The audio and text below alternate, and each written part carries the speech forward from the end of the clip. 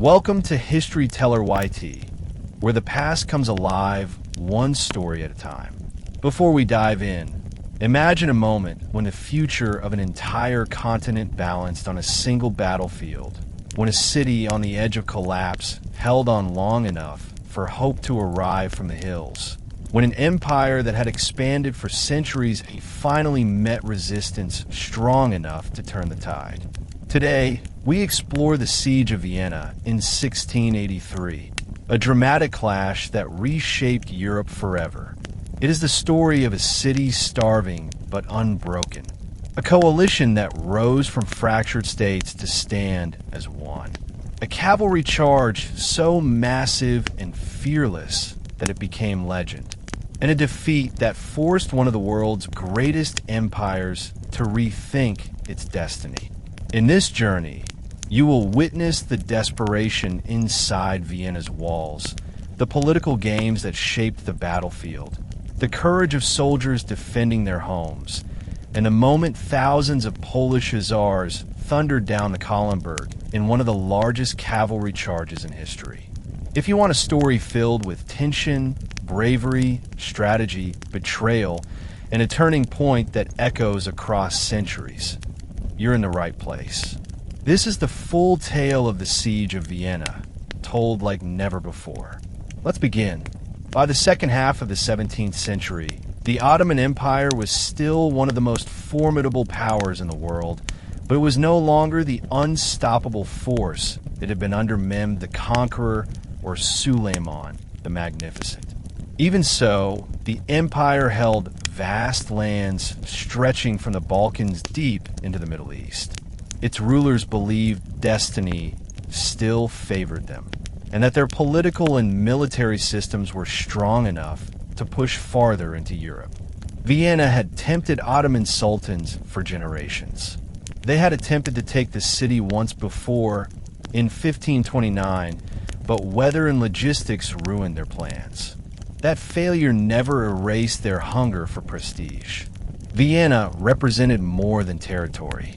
It stood for influence over Central Europe, dominance over the Habsburgs, and a symbolic blow against Christian Europe. By 1682, the Ottoman court believed the moment to strike had come. Internal problems in the Holy Roman Empire, border disputes in Hungary, and unrest among local nobles seemed like signs that Europe was vulnerable.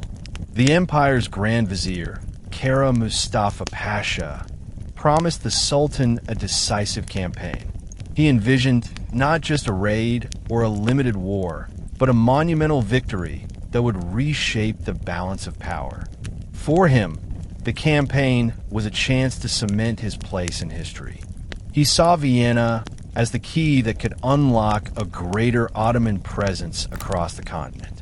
Preparing the invasion took months, sometimes slowing under the weight of politics, but the vision was clear. A grand army would march up through Hungary, gather support from discontented local factions, and arrive at Vienna before the defenders could muster allies. To understand how this campaign grew into one of the most dramatic sieges in European history, it helps to look at how both sides viewed the coming conflict. For the Ottomans, it was a moment to revive their imperial pride. For Vienna and the Habsburgs, it was a fight for survival. The stage was set long before the first trench was dug outside Vienna's walls. The politics, ambitions, fears, and calculations on both sides created a situation that made confrontation almost inevitable. This tension would soon erupt into a struggle that would last for months, ending with a battle that would echo through the centuries as a turning point for Europe. Europe in the 1680s was far from united.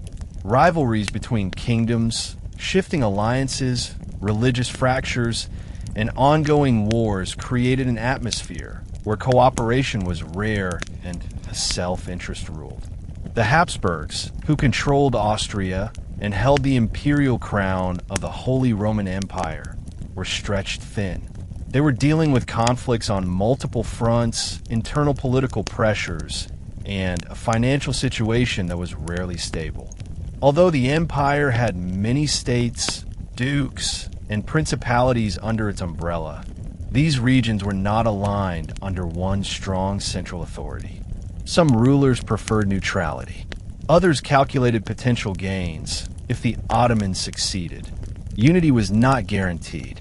Vienna itself was a flourishing city, but was not considered completely prepared for a giant military confrontation. The city had strong fortifications, improved over the previous century, yet no one expected the Ottomans to assemble one of the largest armies seen in Europe since ancient times.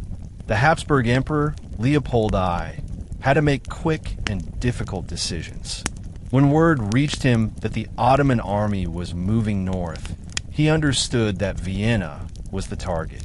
Though he wanted to rally resistance, he also feared being captured if the city fell. He left Vienna early in the crisis, relocating his court to safety, which put military command into the hands of local leaders like Count Ernst Rudiger von Starhemberg. Starhemberg was not given an easy situation. He had limited time, limited troops, and a city full of civilians. Still, he refused to panic. He strengthened defenses, organized the garrison, stockpiled supplies, and prepared Vienna for a siege. His determination would later earn him a central place in the story of 1683. Meanwhile, Europe watched uneasily as the Ottoman army advanced. Even though many kingdoms feared the consequences of a victorious Ottoman Empire, rallying them into coordinated action took extraordinary effort. Only one future ally, the Polish-Lithuanian Commonwealth under King John III Sobieski, showed immediate willingness to intervene. But even Sobieski needed assurance that other European states would contribute troops. These political challenges shaped the coming confrontation as much as the armies themselves. If Europe remained fractured, Vienna would fall. If alliances formed in time, the city might survive. The Habsburg dilemma was simple but severe. They were about to face a siege that would require more than courage. It would require patience, diplomacy, and the ability to hold out long enough for help to arrive. In early 1683, the Ottoman war machine began moving toward Europe with a scale that shocked observers.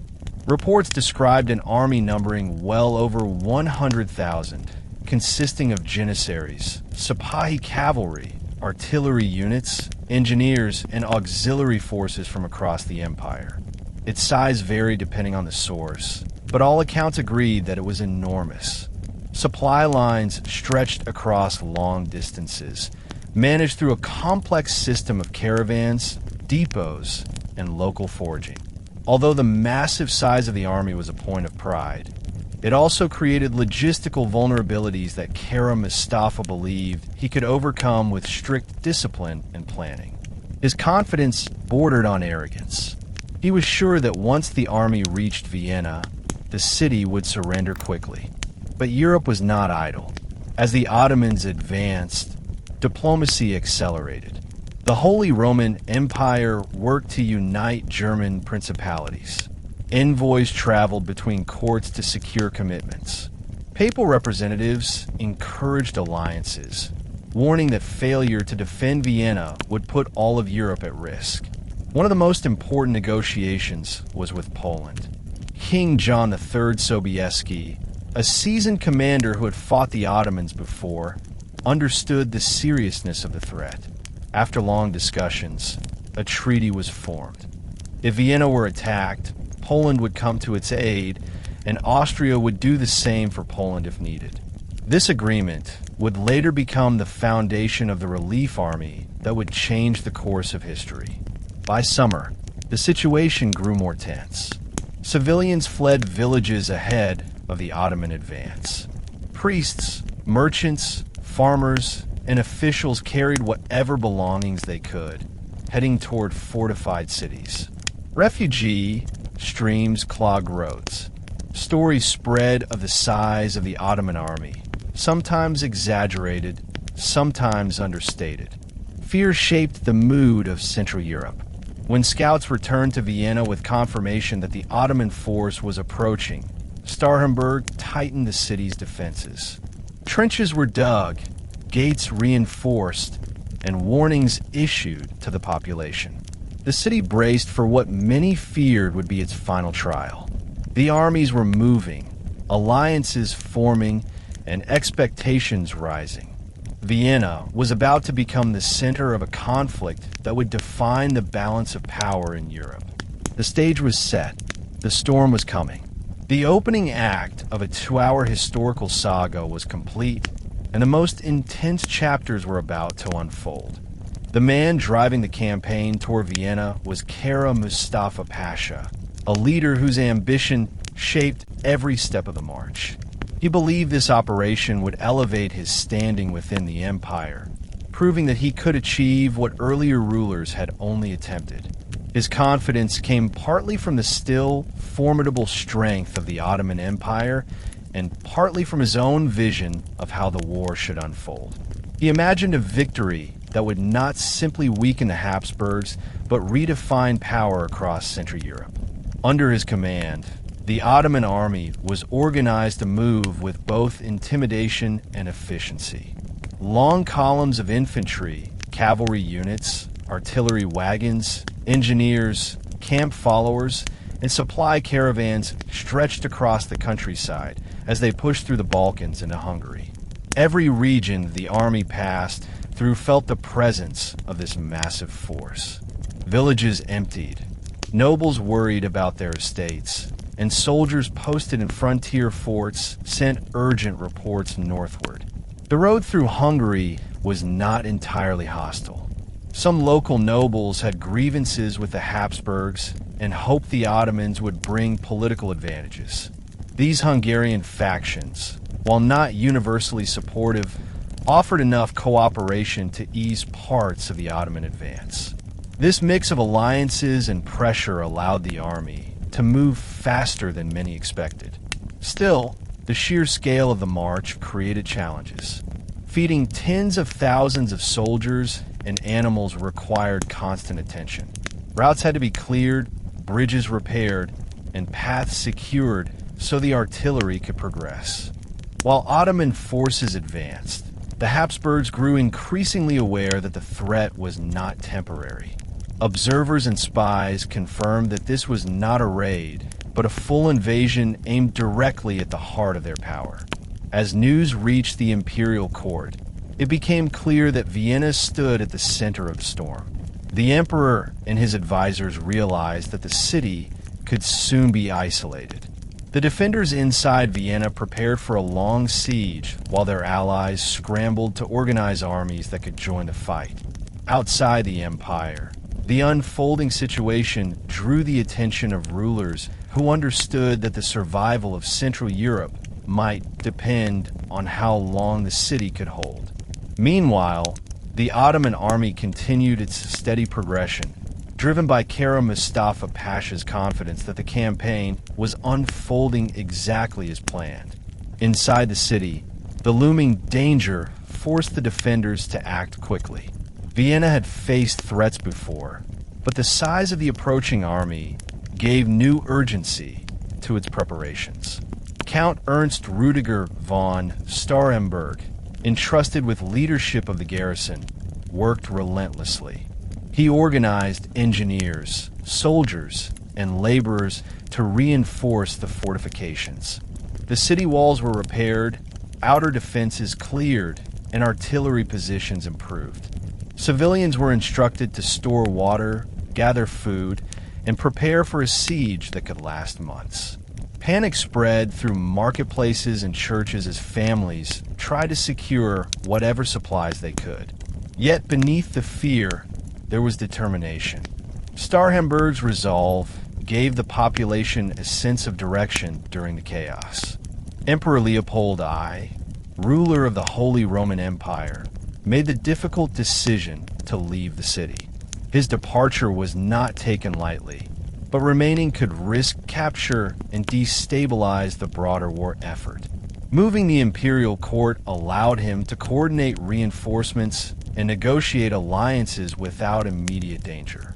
His absence placed increased responsibility on Vienna's local leadership. but Starhemberg accepted that burden. He coordinated with the city council, military officers, and clergy to maintain order. Patrols inspected defenses daily. Blacksmiths worked non-stop to repair weapons. Artillery crews tested their cannons to ensure they functioned under siege conditions. While Vienna prepared, surrounding towns and villages felt the strain of the approaching Ottoman columns. Refugees crowded into the city, hoping the fortified walls would offer more safety than the open countryside. Many arrived with stories of the Ottoman army's vast size. Some spoke of columns that stretched beyond sight, of cavalry units resembling a moving sea, and of tents filling entire fields. These stories, even when exaggerated, reinforced the belief that Vienna faced an unparalleled threat. Yet fear did not stop preparations. Supplies were rationed, defensive plans refined, and strategies discussed for how to hold the city long enough for relief forces to gather. Vienna understood that rescue depended on endurance. If the walls held, allies might arrive. If not, the city could fall before Europe had time to react. In these weeks, Vienna transformed from a vibrant capital into a fortress bracing for a storm. Though tension hung in every district, a shared purpose united soldiers and civilians. They were defending not only their city, but the position of their empire within Europe. Their efforts would determine whether the Ottomans claimed a symbolic victory or whether Vienna stood firm long enough for Europe to respond. As the Ottoman army advanced deeper into Central Europe, the vast plains and rolling hills of Hungary played a crucial role in shaping the campaign. The region had long been contested between Habsburgs, Ottomans, and local noble families. By 1683, much of it remained under Ottoman influence or control, allowing the invaders to move with relative ease at first. But the terrain still presented challenges. Rivers had to be crossed, roads repaired, and supply lines secured. Engineers built makeshift bridges while soldiers cleared obstacles. Every delay risked giving Vienna more time to prepare or allowing European allies to coordinate their forces. Kara Mustafa Pasha pushed his commanders to maintain a steady pace, convinced that momentum was essential. Local populations watched the advancing columns with a mixture of fear, uncertainty, and resignation. Some Hungarian nobles cooperated with the Ottomans in hopes of reclaiming political autonomy from Habsburg rule. Others warned the empire of the army's movement or retreated toward fortified towns. The Ottoman commanders used diplomacy as much as intimidation, promising allies favorable treatment while pressuring neutral parties to stay out of the conflict. Despite these efforts, the logistical strain began to appear. Feeding the enormous army became increasingly difficult as they moved farther from Ottoman supply centers. Caravans lagged behind, and foraging parties had to travel greater distances.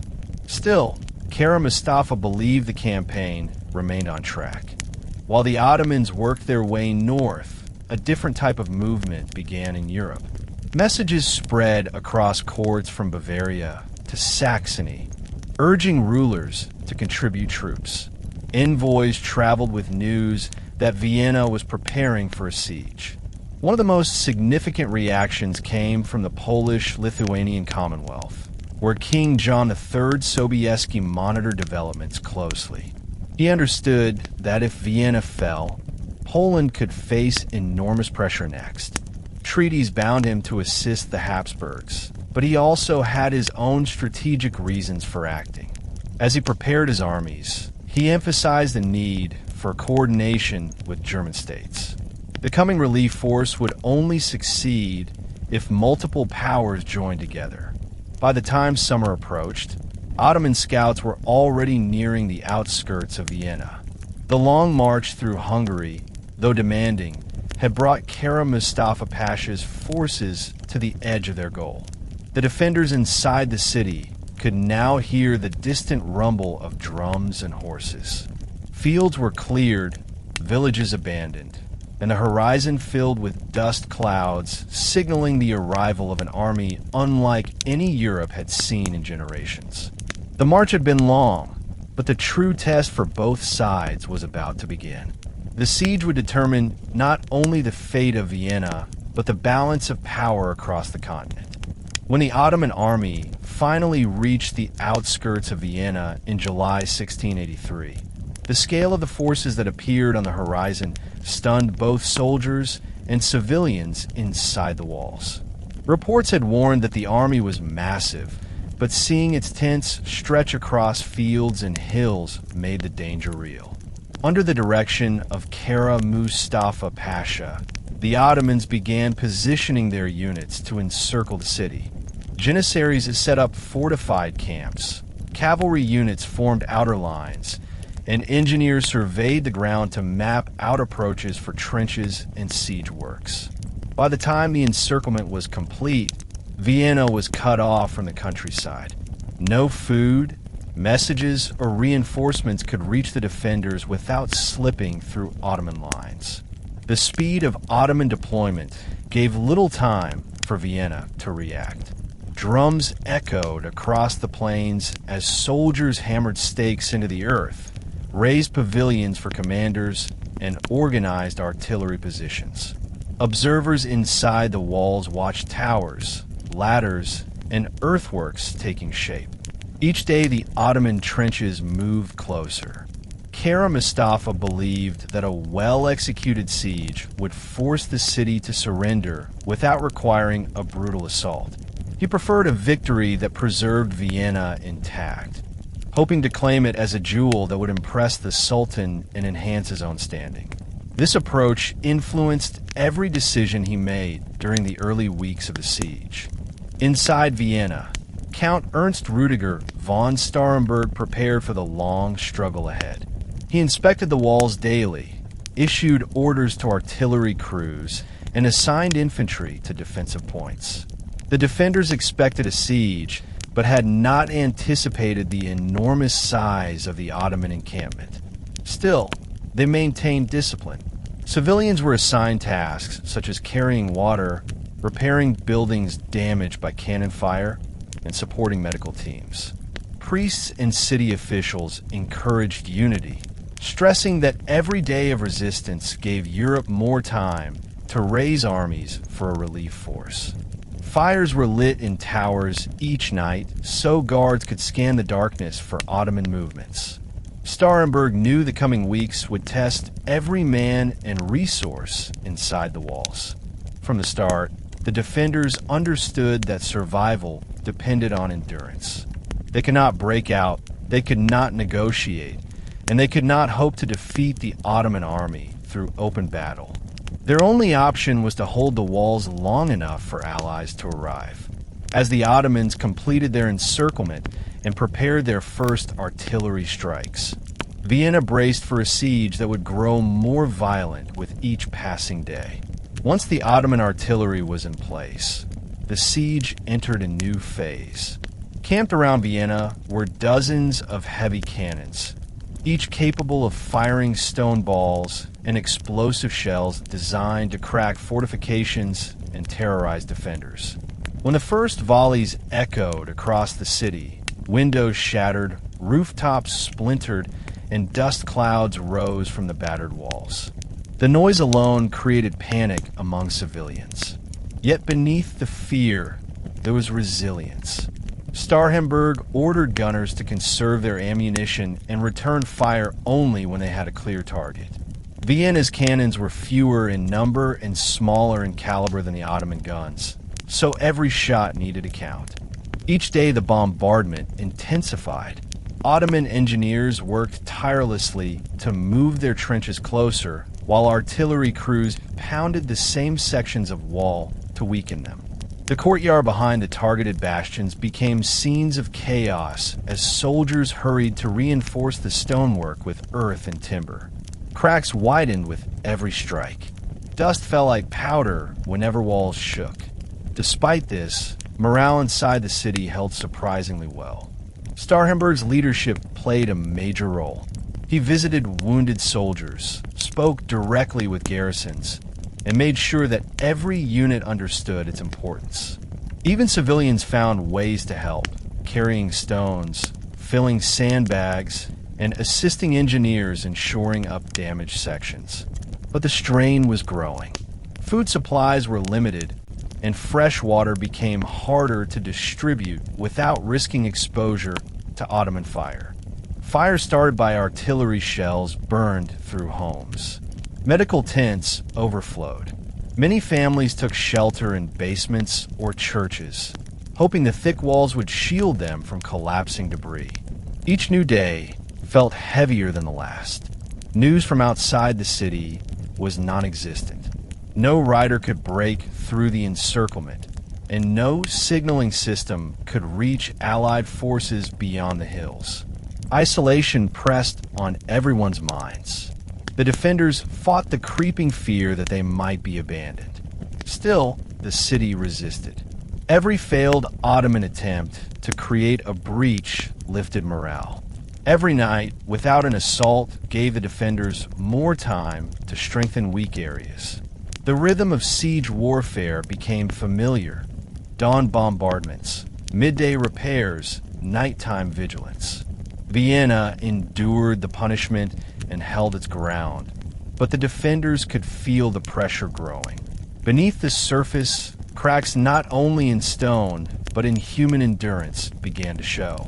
The siege had only begun, yet it already felt endless.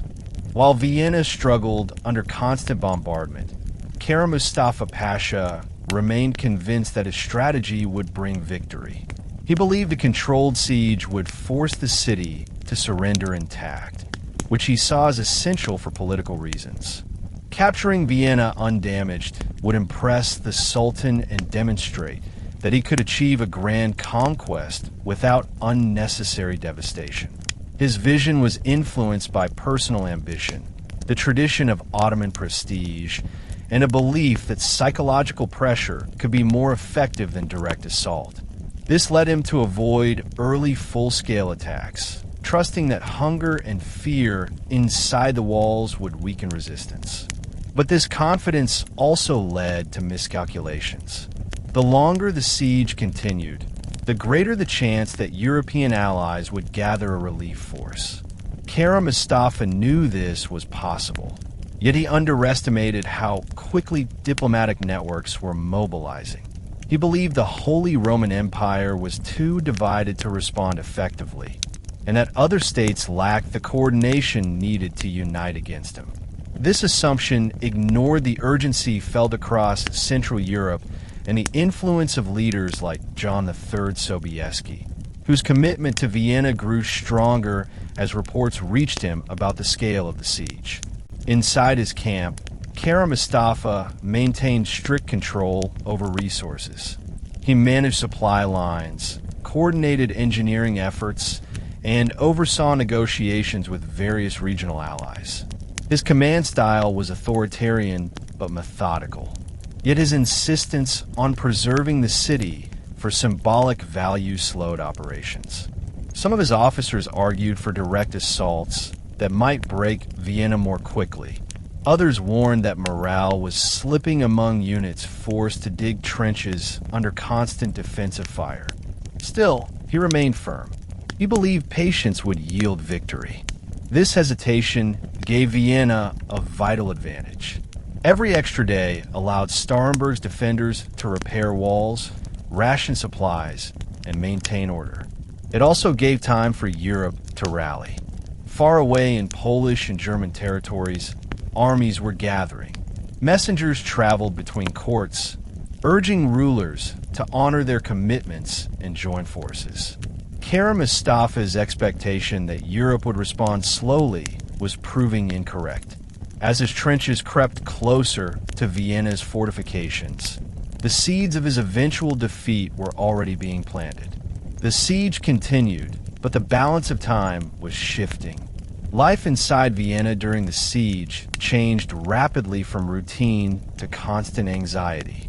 When the Ottoman army surrounded the city, thousands of civilians found themselves trapped behind the walls with limited supplies and no certainty about how long they would need to endure. Families crowded into basements, cellars, and churches as cannon fire shook buildings day and night. Markets closed almost immediately. Food distribution became tightly controlled. Starhemberg ordered grain and livestock counted and locked away to prevent panic buying or hoarding. Bakers worked under strict supervision so their flour could be rationed.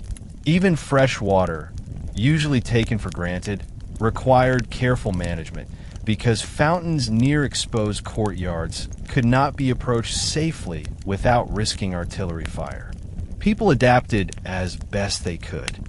Mothers carried buckets of sand to help extinguish fires started by incoming shells. Young boys were sent to help repair damaged streets or deliver messages between defensive positions.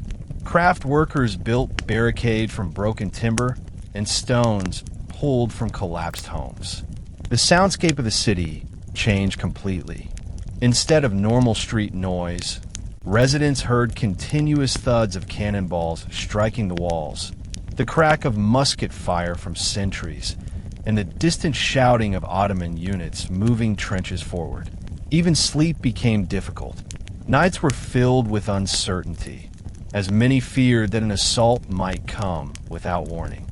Soldiers patrolled every district, watching for signs of unrest or structural failures in damaged buildings. Despite the hardships, the city showed remarkable resilience. Priests held short services in safe areas, encouraging people to stay calm and reminding them that Allied armies were gathering. Medical teams, mostly volunteers, monks, and surgeons, worked tirelessly to treat the wounded. They faced shortages of herbs, cloth, and tools, yet they found ways to improvise. They turned wine into disinfectant, used heated irons to cauterize wounds, and repurposed household items for splints. Civilians found small ways to support each other. Families shared food when possible. Neighbors helped rebuild collapsed walls, and strangers prayed together as artillery thundered outside. Still, the suffering was immediate and unrelenting. Smoke from burning homes drifted across districts, mixing with dust from shattered walls. Many children became ill from close quarters and contaminated water. Older residents struggled to move through debris-filled streets. Starhemberg tried to maintain morale by issuing clear instructions and acknowledging the sacrifices civilians were making.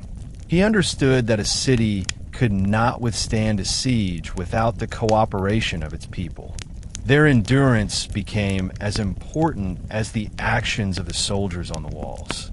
As the siege dragged on, Count Ernst Rudiger von Starhemberg faced a constant battle to keep the city stable. Though not included as a separate entity reference because he is central to the narrative, his leadership shaped every aspect of Vienna's defense. He had to manage limited supplies, supervise repairs, direct military action, and sustain morale while facing a vastly larger enemy force. Each day began before sunrise with inspections of the walls. He personally checked artillery positions, spoke with officers, and verified that defenses were holding. His presence strengthened the resolve of soldiers who were exhausted from long shifts and constant bombardment. Maintaining order meant balancing strict discipline with empathy. Starhemberg punished looters and deserters harshly, understanding that any sign of chaos would weaken the city's ability to resist. Yet he also recognized the emotional burden on civilians. He arranged for controlled distribution of food to prevent riots. He instructed city leaders to organize public work teams, so residents felt they were contributing to their own survival. Even when supplies dwindled, he refused to let fear take control. He reassured people through church announcements and public notices that relief armies were moving, even at times when he had no confirmation. For him, preserving hope was as essential as conserving ammunition. Soldiers admired him not only for his discipline, but for his fairness. He rotated units to ensure no one remained for too long at the most dangerous positions. He visited medical tents to check on the wounded and insisted that doctors receive whatever resources could be spared. Though he enforced strict rules, he avoided unnecessary cruelty. This balance earned him respect from all ranks and kept the garrison functioning despite shortages, fatigue, and intense pressure. Behind the scenes, he coordinated with engineers to reinforce critical structures. They created earthen banks behind weakened walls, installed additional gun platforms, and dug counter-mines in anticipation of Ottoman tunneling operations. Starhemberg's biggest challenge was uncertainty. He had no way to know how close Allied forces were, whether the relief army was large enough, or whether Europe truly understood the severity of the situation. Vienna could hold only so long, and every day the Ottoman trenches crept closer. Yet he remained steadfast. His leadership held the city together at a time when fear could have broken it. Under him, Vienna did not simply wait for rescue. It resisted actively, intelligently, and with determination that surprised even the defenders themselves. Siege warfare is as much a test of the mind as of physical defenses, and by August 1683, the psychological strain inside Vienna was profound. Civilians lived in constant tension, never knowing when the next shell would strike. Soldiers fought exhaustion, hunger, and the creeping thought that relief might not come in time. Churches became emotional centers, not only for worship, but for collective reflection. Priests encouraged resilience, telling congregations that Europe had not forgotten them. Faith gave people something to hold on to when everything else felt uncertain. Each new bombardment reminded residents of their vulnerability. Loud blasts sent flocks of birds scattering and shook dust from beams. Children cried through the night, and adults whispered fears they tried not to voice in daylight.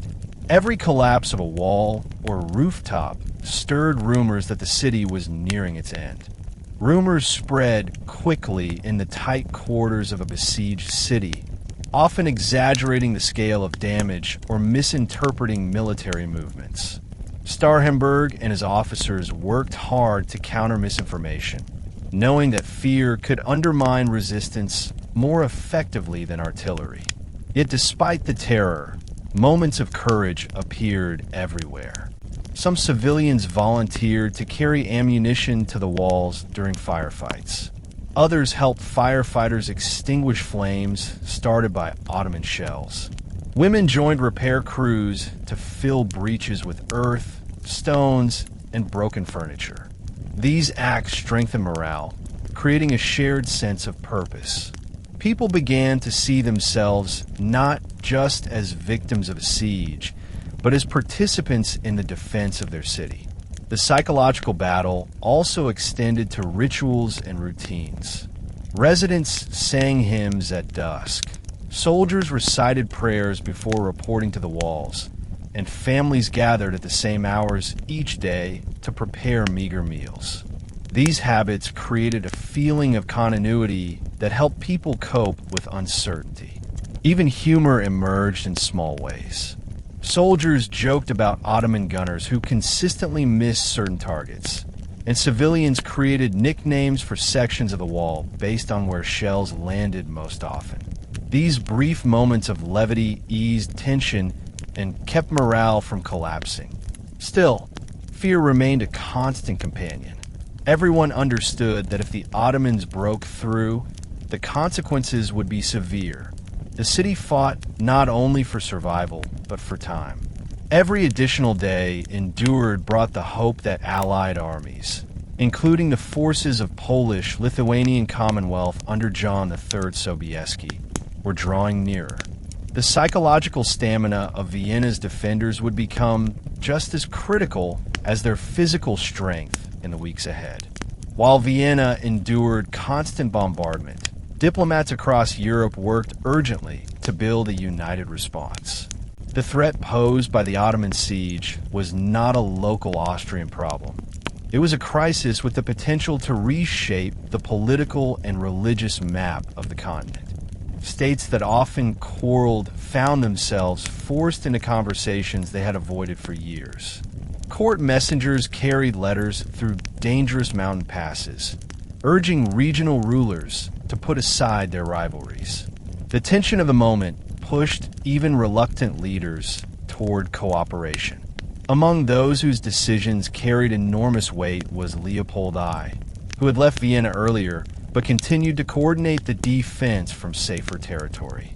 His appeals emphasized that Vienna's fall would endanger the entire region, not just the lands directly under his rule. Other territories under the broader influence of the Habsburg monarchy also felt the urgency. Even when some princes hesitated, fearing the cost of sending troops too far from their borders, they recognized that inaction was not an option. Many German states, though fragmented politically, shared cultural and economic ties with Austria.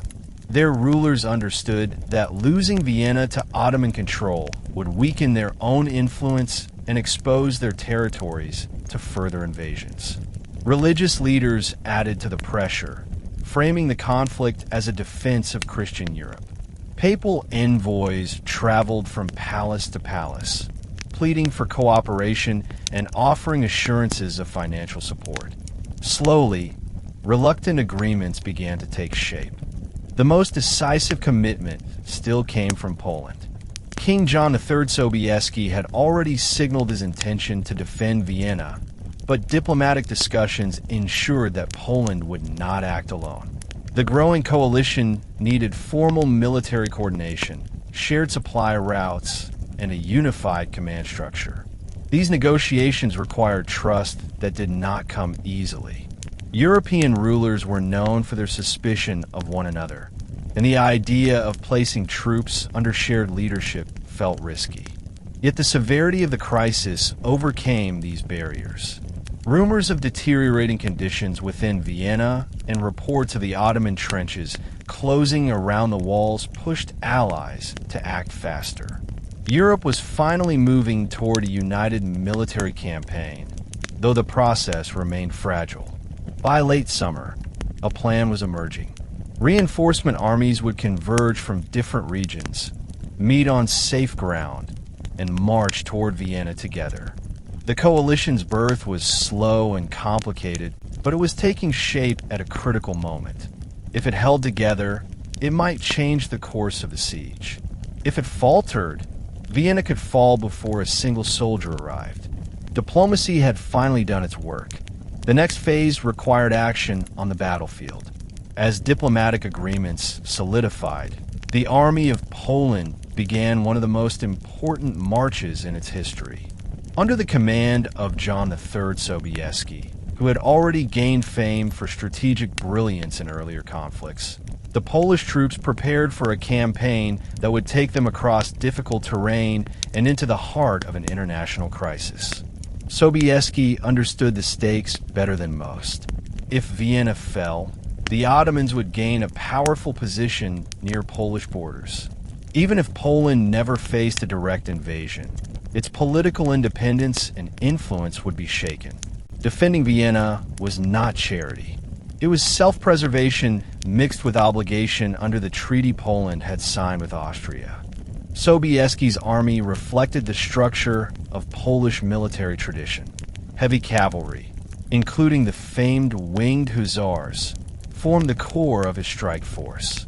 Their reputation alone boosted morale among allies and inspired caution in opponents. Alongside them marched infantry units, artillery crews, scouts, and supporting regiments drawn from noble families and rural communities alike. The mobilization required immense logistical work. Roads had to be cleared, supply wagons gathered, and communication lines established with German forces who would join the march at designated rendezvous points. Sobieski's officers rode back and forth along the columns to maintain order and speed. Every delay mattered, because each day that passed meant Vienna was experiencing further hardship. The route toward Austria was not easy. Rain turned roads into mud, and narrow passes slowed the movement of artillery. Yet Sobieski urged his commanders to maintain momentum. He reminded them that Vienna might be facing its final days. His leadership combined empathy and firmness. He spoke to soldiers directly, thanked them for their sacrifices, and emphasized that this campaign would be remembered for generations. His personal presence strengthened the resolve of his troops. Even when fatigue wore down marching units, they pushed on with renewed focus whenever they heard updated reports about the siege. As the Polish army crossed into regions closer to the front line, local populations greeted them with relief. Many villagers had abandoned their homes during earlier Ottoman advances, and seeing reinforcements restored hope that the tide might turn. Sobieski coordinated closely with German allies, sending messengers ahead to synchronize arrivals. It was clear that the coalition forming around him needed unity to stand against the enormous Ottoman host. He took that responsibility seriously, preparing his army not just for participation, but for leadership in the decisive moment ahead. The march continued with purpose. The soldiers knew they were heading toward a battle that would decide the fate of Vienna and influence the future of Europe. By early September, the Allied armies finally began to converge near the hills overlooking the approaches to Vienna. The landscape north of the city offered both challenges and advantages. Forested slopes and steep ridges created natural defensive positions, but also complicated movement for large armies. Scouting parties surveyed the ground carefully, identifying routes that would allow infantry and cavalry to advance without becoming disorganized. The choice of staging areas mattered enormously. Sobieski, along with German and Austrian commanders, needed a vantage point where different contingents could assemble while remaining concealed from Ottoman scouts. The perfect location appeared at Kahlenberg Mountain, a high ridge that overlooked the plains where the Ottoman encampment stretched like a canvas city. From Kahlenberg, the Allies could see the smoke rising from parts of Vienna and the outlines of breached walls. The site reinforced the urgency of their mission. Officers gathered around maps, comparing intelligence reports and discussing how to coordinate their lines once the battle began. Although the coalition had united under necessity, its armies came from different traditions and cultures, each with its own methods of deployment and combat. Organizing them into a coherent strike force took patience and skilled negotiation. Commanders from Bavaria, Saxony, Poland, and the Austrian territories debated where each contingent should position itself. Despite differences in opinion, consensus eventually formed around a plan that placed Polish cavalry on the high ground, German infantry along the central ridges, and Austrian units closer to the right flank near the woods. Supplies and artillery were hauled up the slopes, often with great difficulty.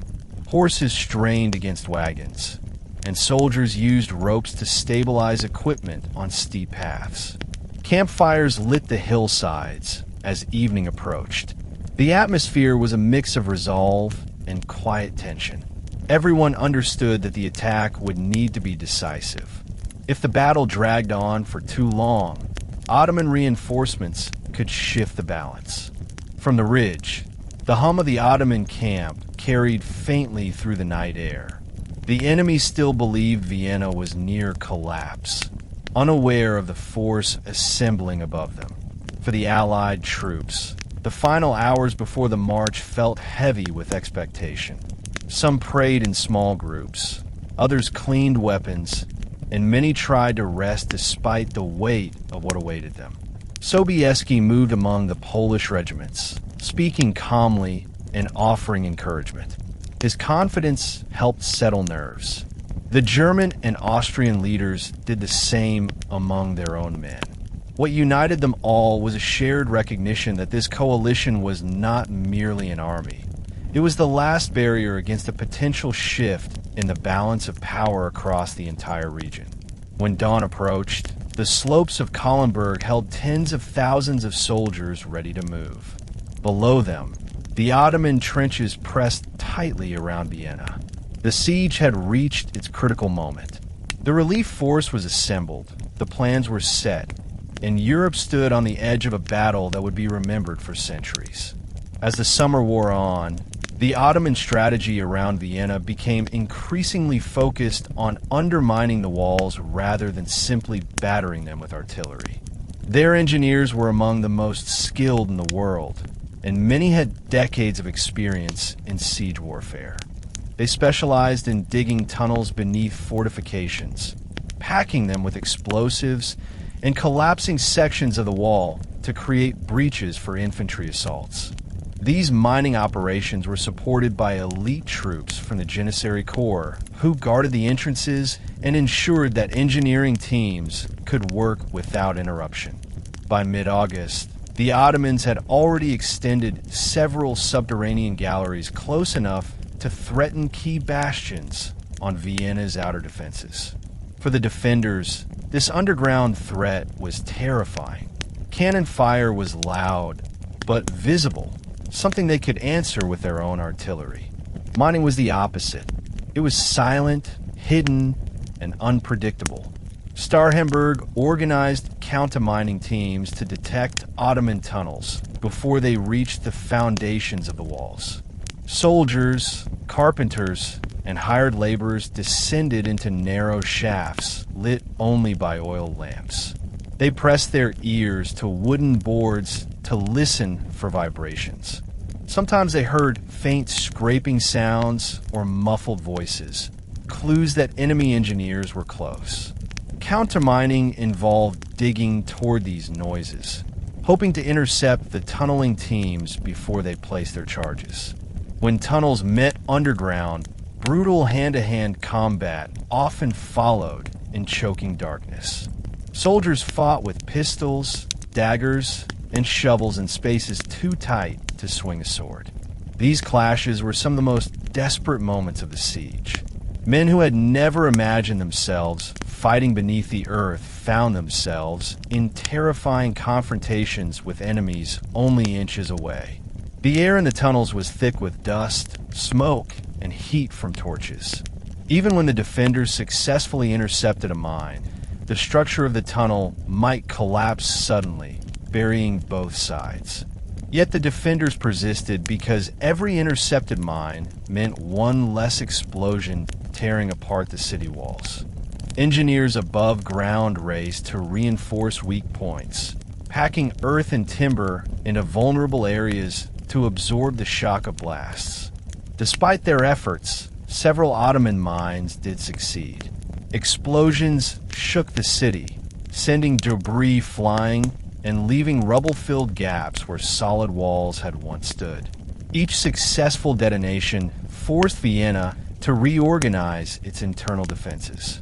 Soldiers rushed to these breaches to erect temporary barricades made from carts, timber beams, furniture, and anything else they could find. The Ottomans sometimes attempted to storm these openings immediately. Although many assaults were repelled, every blast brought the city closer to collapse. By early September, Vienna's defenders understood that the siege had reached the stage where one or two more major detonations might open the way for a catastrophic breakthrough. Yet even under this pressure, they refused to surrender.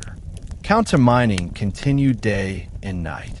Tunnels were dug, destroyed, rebuilt, and flooded. The battle underground became a grim rhythm of listening, digging, fighting, and surviving. The defenders knew the relief army was approaching, but they also knew the Ottomans might break through before help arrived. This tension gave every day a sense of urgency. Vienna held on, but the margin for survival was shrinking. As the siege reached its final stage, Starhemberg recognized that conventional defensive methods would no longer be enough. The walls were cracking, ammunition was dwindling, and casualties were rising. To keep Vienna standing, he had to innovate. He reorganized the garrison into smaller, more flexible detachments that could move quickly to threatened sectors. These groups rotated between the walls, rear defenses, and rest stations so that exhaustion did not overwhelm them completely. Starhemberg also introduced rapid response units capable of reinforcing weakened positions within minutes.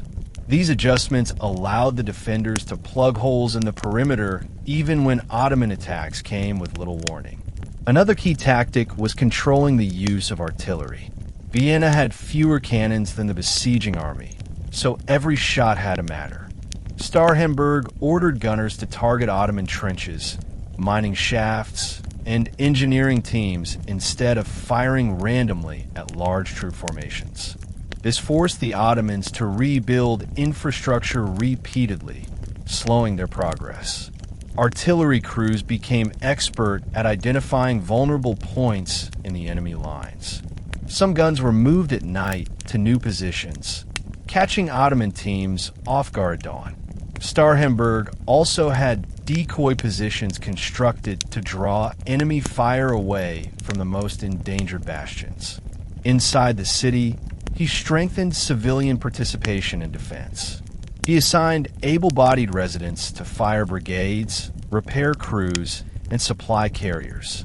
Women carried water to the walls, patched uniforms, and assisted in makeshift hospitals. Older men guarded inner gates and prepared oil, sand, and pitch to be used in repelling assaults. Starhemberg understood that morale was tied to involvement. When people contributed directly to the defense, they felt ownership of the struggle. Even small acts of participation bolstered the city's determination. He repeatedly reminded everyone that their endurance was buying time for the approaching Allied armies. Communication within the city was another challenge. With constant damage to infrastructure, Starhemberg needed reliable methods to deliver orders.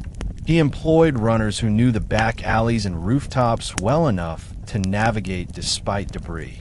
These messengers carried instructions between sectors while dodging falling masonry and incoming fire. Some were teenagers, too young for frontline combat, but brave enough to sprint through dangerous streets. Their work ensured that no part of the wall fought in isolation. Throughout all these changes, Starhemberg's leadership remained steady. He rarely slept, surviving on brief rest periods and sparse meals shared with his officers. His presence on the ramparts inspired weary soldiers to keep fighting. By adjusting tactics quickly and maintaining cohesion under extreme pressure, he prevented Vienna from collapsing in the weeks when the city was closest to defeat. The defenders were battered, exhausted, and surrounded, but they were not broken. They continued to hold the lines, believing that rescue was no longer a distant hope, but something drawing nearer each day. While the defenders struggled to hold their crumbling walls, tension was also rising inside the Ottoman camp. Supplies were becoming harder to secure, as foraging parties had to travel farther from the siege lines. Horses began to weaken, food quality declined, and disease spread more easily through the crowded encampments. Soldiers who had expected a swift victory grew frustrated as weeks passed without a decisive breakthrough. The enormity of the Ottoman army, once a source of pride, now strained logistics. Maintaining such a force so far from core supply bases demanded enormous resources, and commanders felt the pressure daily. As complaints increased, discipline became harder to enforce. The tactical situation was also causing frustration. The mining operations, though effective, were slow and dangerous. Every explosion that damaged the walls also cost time and resources. When assaults were attempted, They often resulted in heavy casualties after intense fighting in tight breach zones. The stubbornness of Vienna's defenders surprised many Ottoman officers who had expected the city to surrender early. Even Kara Mustafa Pasha, confident at the beginning of the campaign, began to show signs of impatience. Yet he refused to order a full-scale assault, fearing unnecessary destruction. His desire to capture Vienna intact remained unchanged, even as the situation deteriorated. As news spread that European armies were gathering to the north, anxiety grew. Ottoman scouts reported unusual troop movements, though they could not estimate the size or strength of the approaching coalition. Some officers urged a swift assault before the Allies arrived. Others argued that the siege should be lifted temporarily to avoid being caught between Vienna and a relief army. Kara Mustafa dismissed these concerns, convinced that his forces could repel any intervention. His confidence, however, was beginning to isolate him from advisors who felt the campaign had reached a dangerous turning point. Morale within the rank-and-file units declined even further when rumors circulated that the Polish king was personally leading a major force toward the city. The Ottomans had fought the Polish army in the past and respected its capabilities, especially its formidable cavalry. The idea that such an opponent might arrive at any moment caused unease. Soldiers began to speak quietly among themselves, wondering how long the siege would continue and whether reinforcements would arrive from deeper within the empire. Some commanders worried that if the relief force reached Vienna first, the size of the Ottoman encampment would become a disadvantage rather than a strength. By late August and early September, it was clear that time was no longer on the Ottoman side.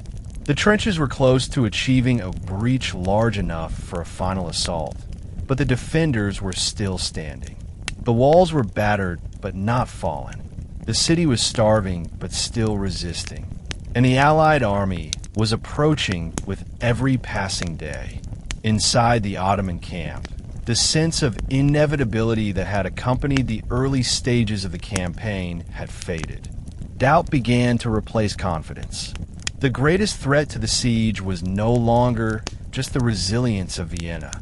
It was the changing momentum of the entire war. By early September, Vienna's defenses were reaching their physical limits. Weeks of bombardment, repeated mining explosions, and continuous assaults had weakened the structure of the bastions. Entire sections of the wall leaned at angles never intended by their builders. Cracks ran like dark veins through the stone, widening each time Ottoman cannons fired. Dust drifted constantly from upper sections, creating a haze that hung over the city. Defensive platforms sagged under the weight of artillery that had been moved again and again to respond to new threats. Even experienced engineers admitted that the walls could not survive many more detonations. This reality forced Starhemberg to adopt extraordinary measures. Since rebuilding stone sections was impossible under fire, he ordered layers of earth, clay, timber, and sandbags packed behind crumbling bastions. Earth absorbed impact far better than stone, and this improvised method allowed the defenders to reinforce collapsing areas within hours instead of days. But the process was exhausting. Civic workers and soldiers shoveled dirt from gardens, parks, and even demolished homes, hauling it in carts to reinforce weak points. The city slowly transformed into a maze of barricades, trenches, and improvised fortifications. Residents watched familiar streets disappear beneath mounds of earth and broken wood. Though tragic, these changes were necessary to keep Vienna standing. Meanwhile, Ottoman mining teams intensified their efforts. Tunnels reached alarming proximity to several critical bastions, especially along the northern and northeastern sectors. Noise from beneath the ground grew, so loud at times that defenders could hear scraping even without boards pressed to the walls. When they detected a mine, counter-mining teams rushed underground, sometimes intercepting Ottoman tunnels only minutes before explosions were set off. In the dark, cramped passages, men fought for survival using pistols, knives, and clubs. The violence underground became as terrifying as the artillery above. Though the defenders managed to prevent some explosions, others succeeded. One blast tore apart an entire corner of a bastion, throwing stones into the air like shrapnel. Smoke rolled across the city as soldiers scrambled to fill the gap with anything they could carry. Barrels, beams, broken carts, and household furniture were piled into the breach. Women brought tools and carried water to cool smoldering debris. The people of Vienna refused to let a single breach become the cause of their downfall. Even small children carried stones and buckets to help fill the gaps. Inside the city, the emotional strain deepened. Every explosion felt like a countdown. Every new crack in the walls felt like a warning that time was running out. Yet despite fear, Vienna endured. The city's defenders could physically feel that they were nearing the limits of endurance, but they also sensed something else, the possibility that help was approaching. Rumors spread of sightings of Allied scouts near the Danube. Whether true or not, these whispers gave people strength. Vienna was close to destruction, but it had not yet fallen. Realizing that the siege was not progressing fast enough, Ottoman commanders urged a major breakthrough. Among them were elite cavalry units tied to the powerful household of Kapralufazl Mustafa Pasha, whose reputation for discipline shaped portions of the army's operations. Officers under his broader influence believed the time had come to force a final breach before the Allied army arrived in strength. Although he was not the supreme commander of the siege, the presence of senior figures like him in the camp increased pressure on Kara Mustafa Pasha to act decisively. The Ottomans intensified their mining, artillery bombardment, and probing attacks in hopes of finishing the operation before the coalition reached the hills north of Vienna. Artillery crews began firing day and night, rotating shifts to maintain constant pressure. Ottoman cannons focused relentlessly on a handful of bastions, showing the greatest structural weakness. Each volley carved deeper cavities into the crushed stone. Cloud after cloud of dust rose into the sky, visible even from distant villages. Engineers worked rapidly to extend trenches toward the most vulnerable sections of the wall. These trenches, cut in zigzag patterns to reduce exposure to enemy fire, provided cover for troops preparing for assault. From these forward positions, Janissaries watched the battlements closely, looking for moments when defenders seemed fatigued or undermanned. Mining teams prepared one of the largest explosive charges of the entire siege. They filled a chamber beneath a bastion with barrels of powder, carefully stacking them to maximize the upward blast. The air inside the tunnel grew hot and foul from torch smoke, but the engineers pressed on. They understood the significance of this operation. If the explosion succeeded in tearing open a wide enough passage, a flood of infantry could pour into the city. The Ottomans hoped that panic, exhaustion, and limited manpower would prevent Vienna from mounting an effective counterattack. The defenders sensed that something significant was coming. Their ears picked up increased underground noise. Scouts on the walls observed Ottoman troops gathering in unusual concentrations. At the same time, new trenches appeared closer to the walls than ever before. Starhemberg ordered every available man to stand ready during the nights. Even wounded soldiers returned to the walls, leaning on crutches or supporting themselves on makeshift braces. It was clear that the next major Ottoman attempt might determine whether Vienna survived long enough for rescue. When the explosion finally shook the city, it felt like the ground itself split apart. A great plume of smoke rose as stones, beams, and earth sprayed outward. The bastion quaked violently, and its upper section collapsed. Ottoman infantry surged forward, shouting and beating drums. But the defenders responded instantly. Waves of musket fire erupted from nearby positions. Soldiers rushed into the breach, dragging carts, planks, and barrels to form a temporary barricade. Civilians carried more materials behind them. Fighting became chaotic, close, and desperate. The Ottomans pushed hard, but after hours of struggle, they could not break deeper into the city. Though the defenders repelled the assault, the breach remained dangerously unstable. Vienna had survived the attack, but everyone knew the Ottomans would try again. Time was almost gone, and hope depended on one final possibility: the arrival of the relief army. Amid the devastation of early September, Vienna received the first unmistakable sign that the Allied army was approaching, a message carried by a daring rider who slipped through Ottoman lines at night. He brought news that German and Polish troops had reached the forest beyond the Danube and were preparing to move toward the heights overlooking the city. This news spread faster than any order could. Soldiers heard it first and shared it quietly as they passed through the streets. Civilians whispered it in churches, workshops, and cellars. The mood shifted noticeably. People were still exhausted, still starving, and still terrified, but a spark of courage returned. At dawn the next day, defenders scanning the northern horizon saw something they had not seen in weeks: distant dust plumes rising from the hills. It was not the pattern of Ottoman columns. It moved differently, slower, steadier, with the practiced rhythm of organized armies.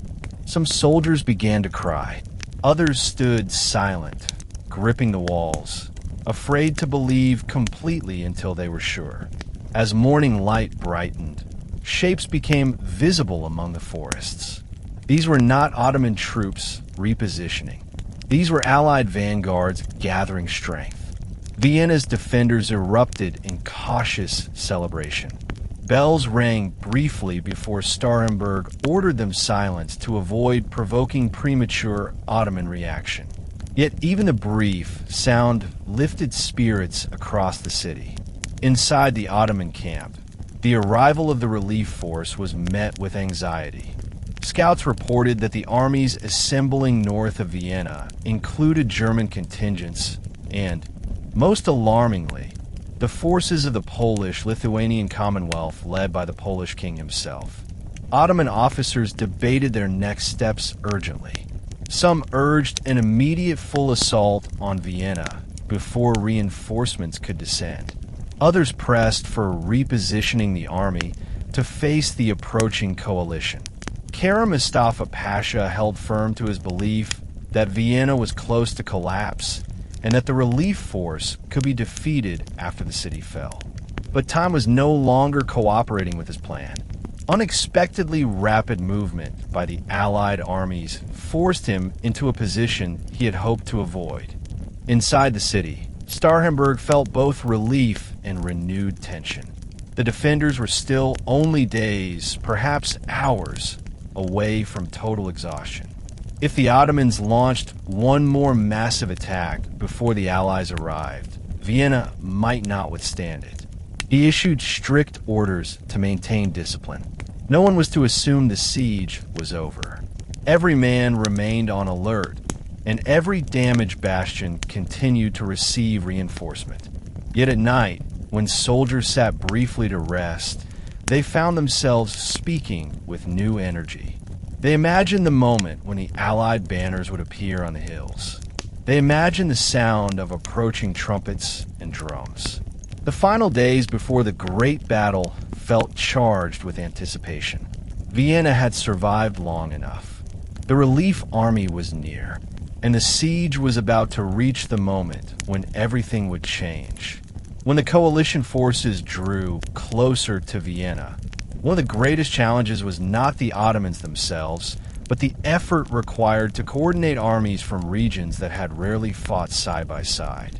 Bavaria, Saxony, Poland, and Austrian contingents all marched under different traditions, spoke different languages, and held different expectations about battlefield command. For the generals, the main task was forging a coherent plan that blended these contrasting strengths into a single, effective movement. Among them were influential figures connected to the seasoned command network of Charles of Lorraine, whose presence helped provide continuity for Austrian troops already familiar with his style of leadership. His experience in earlier confrontations with Ottoman forces made him one of the most knowledgeable commanders in the field, and many junior officers relied on his understanding of local terrain, river crossings, and enemy behavior. The terrain north of Vienna added new complications. The coalition armies needed to cross rivers, navigate forested slopes, and maintain formation across uneven ground. Cavalry units had to be kept in areas where they had room to maneuver without becoming trapped by trees or ravines. Artillery wagons were particularly difficult to move, often requiring dozens of men and horses just to haul a single gun up the steep incline. Engineers cut temporary roads, cleared brush, and built makeshift bridges across streams to shorten the march. Every obstacle slowed them, and time mattered enormously. Vienna's defenders were holding the line with extraordinary determination, but they could not endure forever. Communication became a strategic priority. Messengers rode constantly between camps, carrying maps marked with tentative battle plans and updates about Ottoman troop movements. These riders traveled at night as often as by day, hoping to avoid Ottoman scouts. Even then, delays sometimes occurred when units shifted positions before messages reached them. Commanders often gathered at dawn to review what information had arrived overnight, correcting rumors and adjusting expectations. Although misunderstandings were frequent, the sense of urgency pushed leaders to compromise more readily than usual. Rivalries that would have dominated a political meeting were set aside in the face of the approaching battle. All understood that this coalition represented Europe's last, best chance to break the siege. The political dimension also shaped the coalition's progress. Some rulers feared losing influence if another leader gained too much glory. Others worried about long-term consequences, debating whether a decisive victory might strengthen Austria more than they preferred. Yet even with these concerns, the unifying thread of the Ottoman presence overrode hesitation. Reports that mining operations in Vienna were nearing success and that Ottoman infantry had nearly captured key bastions urged the coalition forward. As the armies finally organized themselves into a unified mass, moving toward the Kahlenberg Heights, there was still no guarantee of victory. But the momentum had shifted. The coalition had become more than an agreement on paper. It was a functioning force, advancing steadily toward the decisive moment that Vienna so desperately needed. The coalition's approach to Vienna required traversing a broad stretch of forested terrain that slowed movement and complicated planning.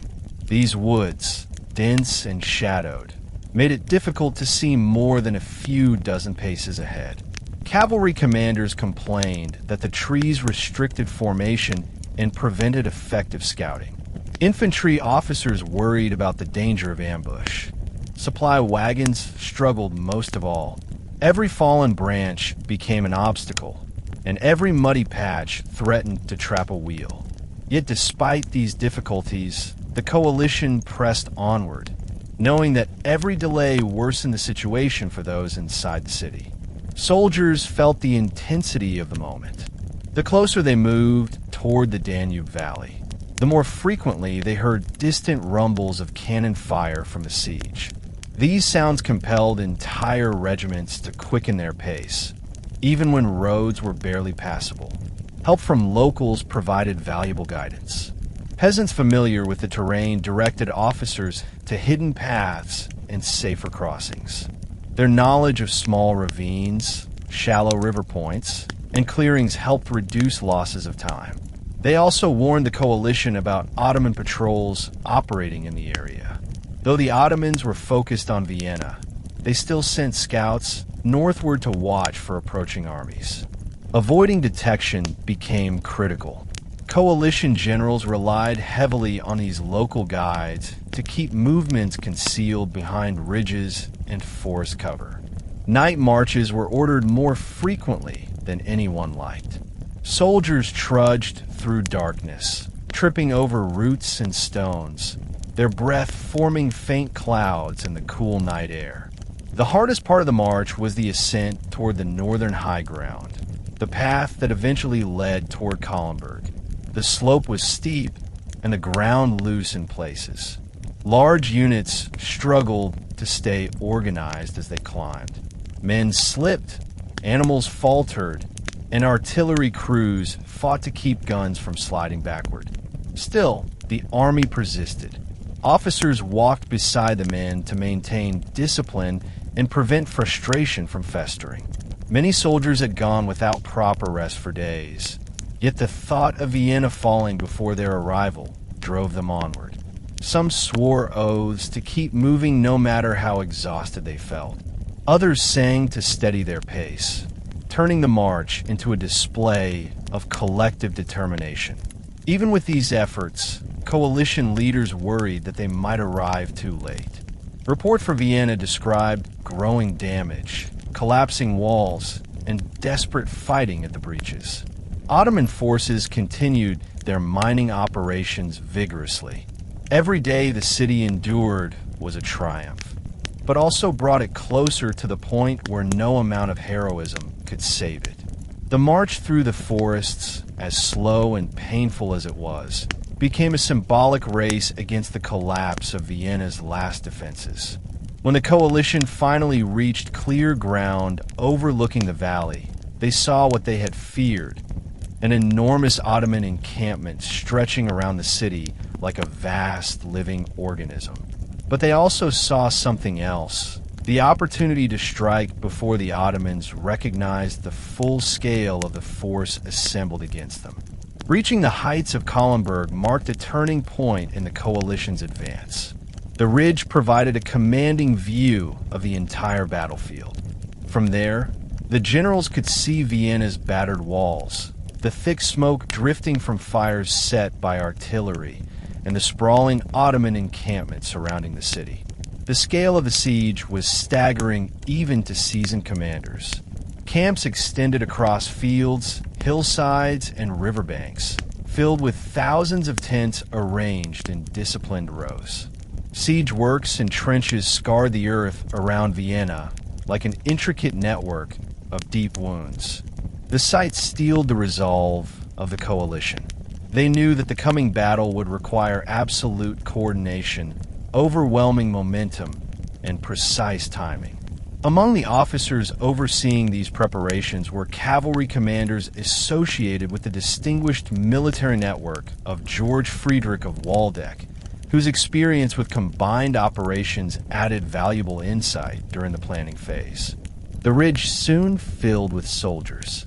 Cavalry units gathered on the upper slopes, their horses snorting in the cool mountain air after the exhausting climb. Infantry regiments formed lines and listened to orders shouted across the camp. Artillery teams began positioning cannons to support the first movements of the attack.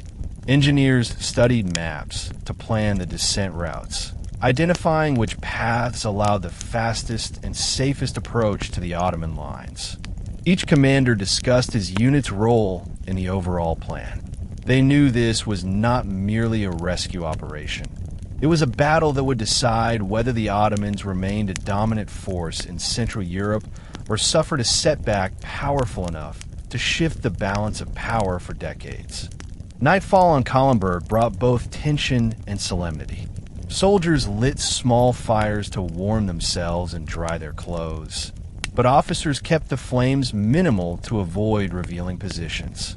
Priests moved quietly through the encampment, offering blessings. Many soldiers wrote letters they hoped to send home if they survived, folding them carefully before placing them inside tunics or saddlebags. Others examined weapons, checked straps on armor, or whispered prayers. The atmosphere was thick with anticipation. This was the moment the coalition had prepared for throughout the long march. Vienna was close enough to hear faint echoes of musket volleys. Every sound reminded them why they had come. The final council of war took place in a tent dimly lit by lanterns. Commanders reviewed the attack plan one more time.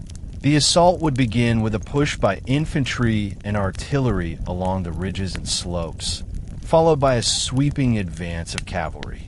The plan relied on surprise, discipline, and speed. Everything needed to unfold with precision. If the Ottomans reacted too quickly or organized their lines effectively, the coalition could face disaster. But if the timing worked, the attack could break the siege in a single decisive blow. When dawn approached, the soldiers rose silently. The wind was cool, the sky pale, and the distant city waited below, battered yet unbroken. On the heights of Kallenberg, the coalition prepared for the battle that would determine Vienna's fate. The moment had finally arrived. The night before the battle was one of the most important moments of the entire campaign. Coalition leaders gathered to refine a plan that would determine not only the fate of Vienna, but the survival of much of Central Europe. They needed a strategy that could unite forces from many regions, each trained under different systems and accustomed to different command styles. The Austrian units had fought against the Ottomans for decades and understood their patterns well. The German contingents brought discipline and methodical structure. The Polish forces contributed unmatched cavalry strength. Each group had advantages, but coordinating them required more than goodwill. It required a clear structure. One of the stabilizing influences in this diverse coalition was the presence of senior commanders tied to the political and military frameworks of the Imperial Army of the Holy Roman Empire. Their officers had long experience in managing multi-regional forces and helped craft an operational plan that gave each participant a role suited to their strengths. These planners emphasized that the battle should unfold in stages. First, infantry would descend the slopes and engage the Ottomans to prevent them from turning their entire attention toward the cavalry. Second, artillery crews would advance behind the infantry to create pressure on the Ottoman siege lines. Finally, the Allied cavalry, especially the heavy shock units, would deliver a decisive blow once the Ottoman formations were stretched and disrupted. Maps were spread across tables illuminated by lanterns. Officers traced routes through forest paths, marking divisions for the morning march. Runners stood at attention to carry finalized assignments back to their regiments. Even with these preparations, the commanders understood that the plan could not survive unchanged once the battle began. The slopes leading to the Ottoman camp were uneven, and the ground softened easily under repeated movement. The night before the battle was one of the most important moments of the entire campaign. Coalition leaders gathered to refine a plan that would determine not only the fate of Vienna, but the survival of much of Central Europe. They needed a strategy that could unite forces from many regions, each trained under different systems and accustomed to different command styles. The Austrian units had fought against the Ottomans for decades and understood their patterns well. The German contingents brought discipline and methodical structure. The Polish forces contributed unmatched cavalry strength. Each group had advantages, but coordinating them required more than goodwill. It required a clear structure. One of the stabilizing influences in this diverse coalition was the presence of senior commanders tied to the political and military frameworks of the Imperial Army of the Holy Roman Empire. Their officers had long experience in managing multi-regional forces and helped craft an operational plan that gave each participant a role suited to their strengths. These planners emphasized that the battle should unfold in stages. First, infantry would descend the slopes and engage the Ottomans to prevent them from turning their entire attention toward the cavalry. Second, artillery crews would advance behind the infantry to create pressure on the Ottoman siege lines. Finally, the Allied cavalry, especially the heavy shock units, would deliver a decisive blow once the Ottoman formations were stretched and disrupted. Maps were spread across tables illuminated by lanterns. Officers traced routes through forest paths, marking divisions for the morning march. Runners stood at attention to carry finalized assignments back to their regiments. Even with these preparations, the commanders understood that the plan could not survive unchanged once the battle began. The slopes leading to the Ottoman camp were uneven, and the ground softened easily under repeated movement. Units might lose cohesion in dense brush or fall behind on narrow descents. To counter this, commanders gave autonomy to experienced field officers who could improvise if necessary. As the night deepened, the coalition army settled into a tense stillness. Soldiers sharpened blades, checked gunpowder supplies, and adjusted armor straps. Many knew this would be the largest battle they would ever fight. They also knew the stakes were greater than ordinary warfare. Vienna was not merely a city under siege. It represented a cultural, political, and symbolic barrier that many European leaders believed must not fall. Word of the suffering inside the walls had circulated throughout the camp, and these stories added emotional weight to the coming fight.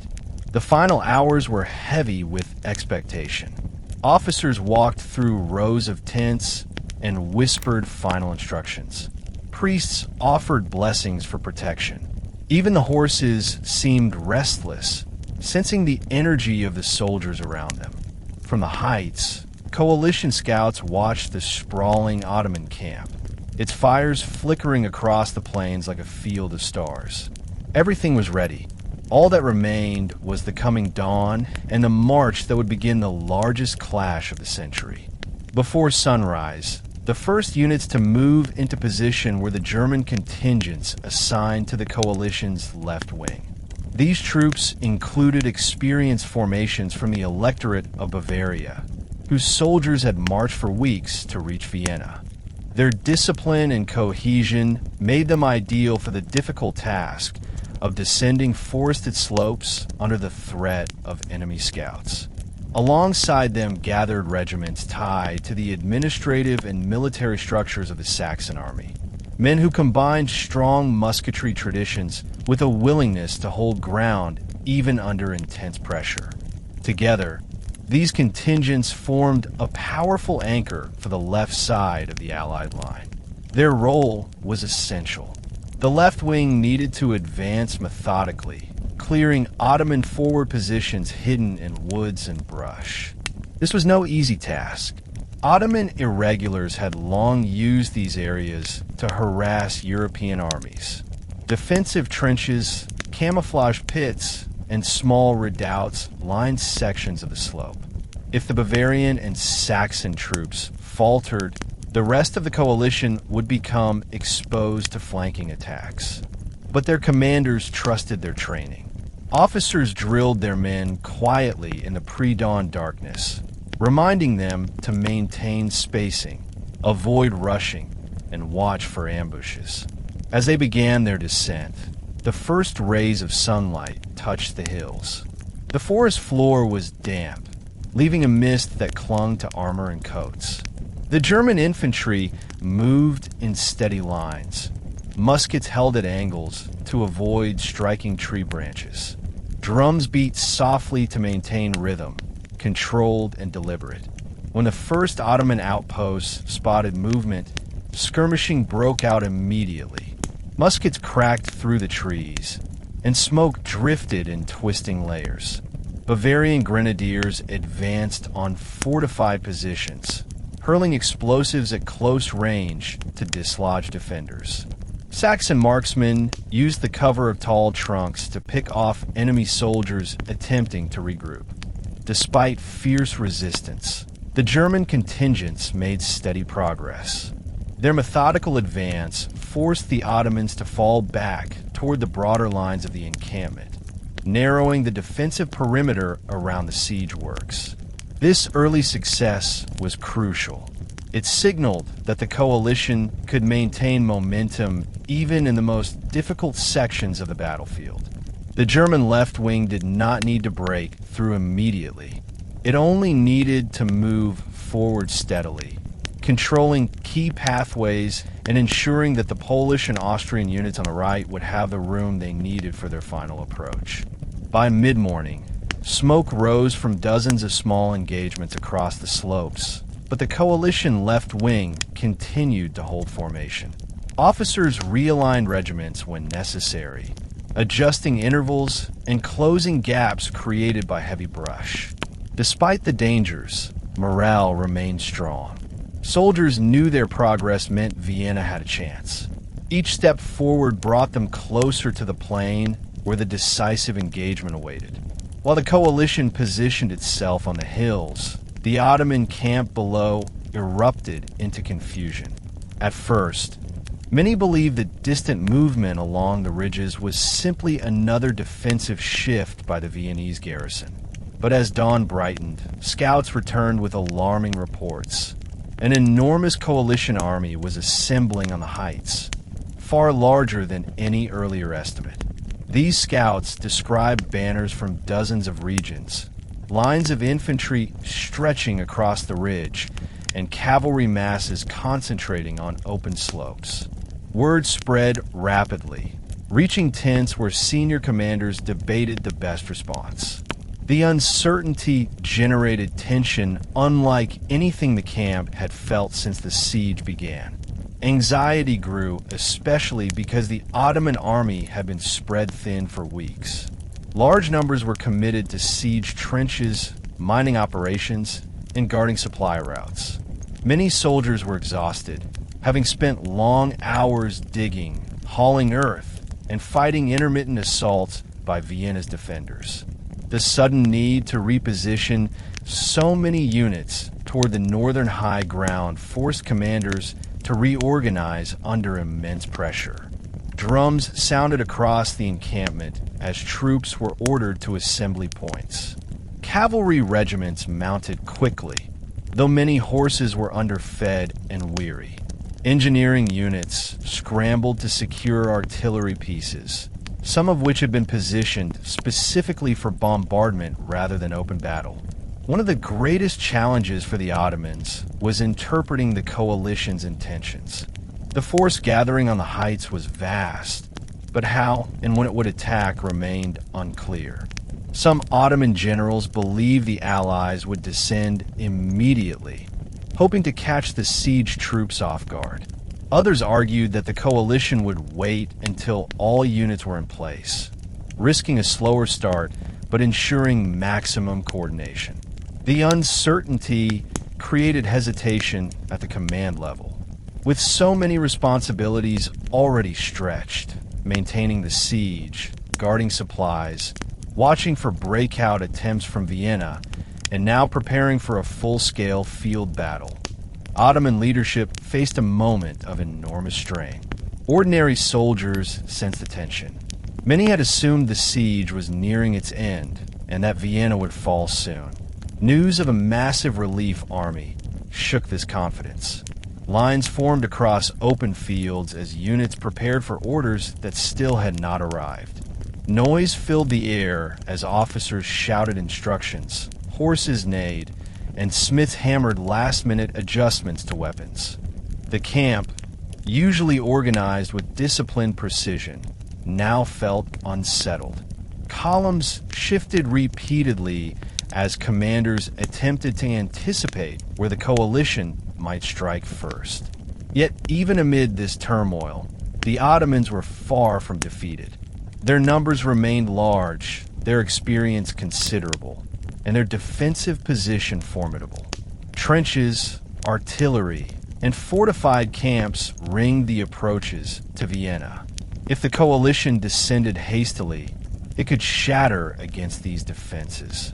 But if the Ottomans misjudged the timing, they risked being caught off balance.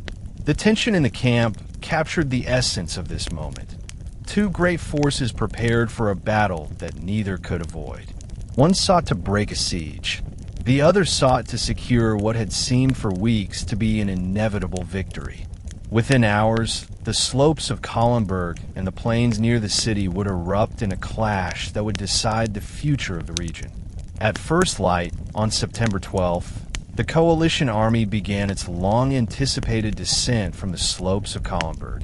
The air was cold, and a thin mist clung to the treetops as the sun crept above the horizon. In that pale light, tens of thousands of soldiers tightened armor straps, checked powder horns, fixed bayonets, and murmured last prayers. The moment that Vienna had waited for through months of terror had finally arrived. Leading many of the early infantry movements were officers tied to the broader command network of Louis William of Baden, whose practical understanding of both forest combat and Ottoman tactics gave the coalition a steady hand as the attack unfolded. Moving an army of this size down steep, wooded ground required precision and discipline. Officers walked ahead of their units, pointing out obstacles and urging men to keep formation despite the difficulty of climbing over roots, sliding gravel, and loose earth. Cavalry units, which could not maneuver freely in such terrain, waited on upper slopes for the order to advance later in the day. The infantry, however, had no such luxury. They needed to secure the lower ridges and clear Ottoman skirmishers before the main assault could begin. Drummers tapped slow, deliberate rhythms to keep columns synchronized. Musketeers moved quietly at first, but the challenge of footing and the weight of equipment made silence nearly impossible. The Ottomans quickly noticed activity along the heights. Their scouts reported that the entire coalition line was moving, not just isolated detachments. Drums in the Ottoman camp responded almost immediately, signaling troops in the siege trenches to prepare for battle. The first exchange of fire erupted when Ottoman irregulars fired muskets from concealed positions halfway down the slope. Shots cracked through the morning quiet, and smoke drifted through the trees. Coalition infantry returned fire, forcing the skirmishers to retreat. This pattern repeated dozens of times as they advanced. The Ottomans had expected an attack eventually, but the speed and scale of the coalition movement caught them off balance. By mid-morning, the coalition's front lines reached more open terrain. The forest thinned, giving soldiers clearer footing and better visibility. The view that emerged was staggering. Before them spread the enormous Ottoman encampment, with thousands of tents, artillery positions, and siege trenches surrounding Vienna like a massive ring. The city's battered walls were visible in the distance, along with smoke rising from damaged districts. The defenders on the ramparts could see the coalition army descending toward them, and shouts of encouragement rose from the city. Vienna had endured long enough. Rescue was no longer a distant hope. It was unfolding before their eyes. Yet the battle was only beginning. Coalition generals knew that the Ottomans, despite the surprise, retained strong defensive positions on the plain. The infantry would need to fight through layered lines and trenches before the cavalry could strike. The first phase of the attack had succeeded. The coalition was on the move, coordinated, and pressing forward. But the decisive blows still lay ahead, waiting to be delivered on open ground where both sides would commit their full strength. As coalition infantry emerged from the forest, the Ottomans launched an organized response. The sudden appearance of an enormous European army forced their commanders to shift focus from siege operations to to open battle. Many units were pulled abruptly from trenches and redeployed into field formations. Cannons that had been used for weeks to bombard Vienna were turned toward the advancing troops. Artillery crews loaded powder and shot while officers shouted for speed. Within minutes, the first Ottoman volleys roared across the field. Smoke surged upward as cannonballs tore into the advancing infantry, creating gaps that officers rushed to close. The battle had shifted from skirmishing to full confrontation. Among the Ottoman defenders, influential units associated with the elite networks of Sipahi cavalry played a major role in the counterattack. These mounted warriors, drawn from the empire's provincial nobility, excelled in rapid charges and agile maneuvers. They moved to intercept coalition flanks, hoping to disrupt formations before they could fully deploy. Their mobility allowed them to strike at vulnerable points, forcing coalition commanders to adjust lines repeatedly. Despite exhaustion from months of campaign life, the Sipahis fought with determination, aware that the siege itself was now in jeopardy. The Ottomans also strengthened their center, bringing forward janissaries who had previously been assigned to siege trenches. These infantry units formed dense ranks behind earthworks and field fortifications built earlier in the campaign. Their muskets cracked in coordinated volleys, sending waves of lead toward the approaching coalition troops. Many janissaries had expected the siege to end with Vienna's surrender, not with a massive field battle. Yet they responded to the new threat with discipline, rallying around their officers and preparing for close combat. The field between the forest and the trenches turned into a chaotic landscape of smoke, shouts, and constant cannon fire.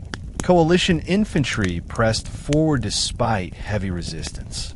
Bavarian and Saxon troops continued their steady advance on the left, clearing redoubts and pushing Ottoman defenders back step by step.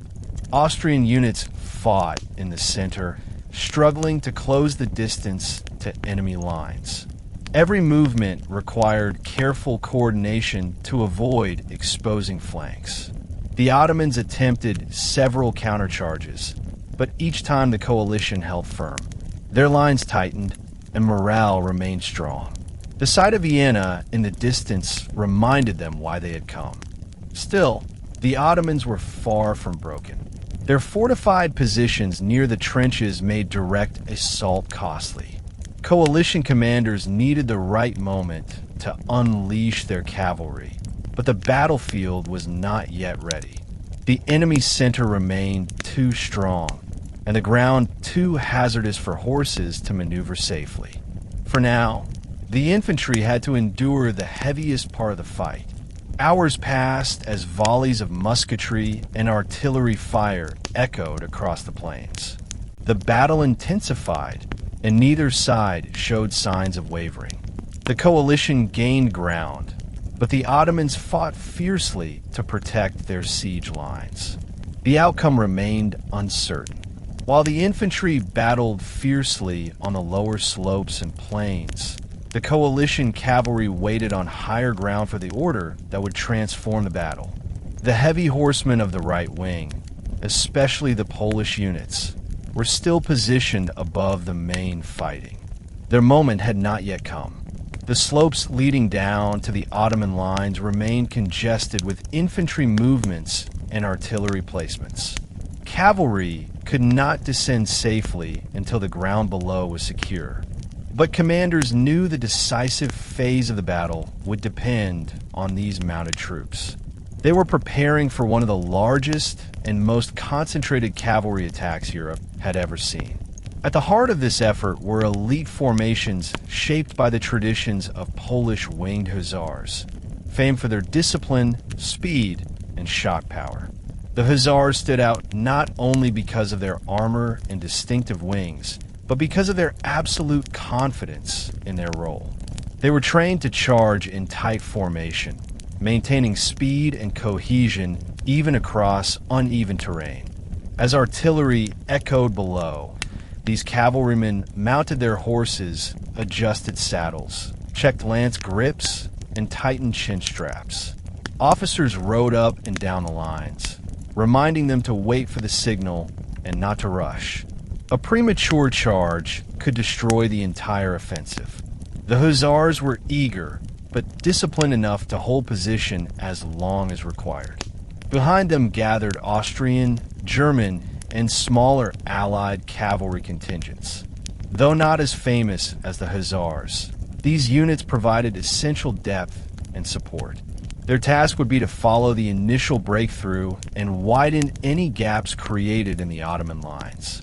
Coordination among them required precise communication. Trumpeters and flag bearers prepared for the moment when the signal would be given. Horses pawed at the ground, sensing the tension of the riders. The entire ridge vibrated with anticipation. Below, the infantry continued fighting to clear pathways. Coalition artillery gradually pushed forward, firing from new positions that struck deeper into Ottoman formations. Smoke thickened, and the sound of battle rolled across the hills like thunder. Coalition commanders watched closely for the moment when Ottoman lines began to stretch or falter. They needed just enough disruption for the cavalry to strike with overwhelming force. If the timing was off, if the charge came too early or too late, the result could be catastrophic. But if everything aligned, the cavalry could shatter the Ottoman army and break the siege in a single sweeping movement. As the sun climbed higher, the cavalry's anticipation grew. Riders adjusted posture, steadied breathing, and exchanged brief nods with comrades. They knew what they were about to attempt: a charge down steep slopes, across open plains, directly into one of the largest armies in the world. It was a task that demanded courage beyond ordinary battlefields. And yet, to the Hussars and their allies, it felt not only possible, but necessary. Vienna was still standing, still fighting, still waiting. The cavalry would not keep it waiting much longer. As midday approached, the coalition infantry pressed harder against the Ottoman center, knowing that the cavalry was preparing for its decisive movement.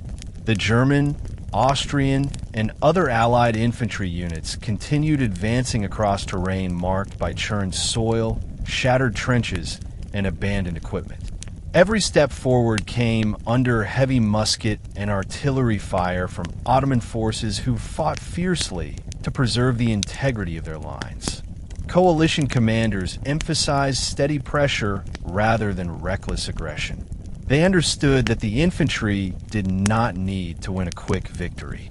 Their task was to create the conditions necessary for the cavalry to strike effectively.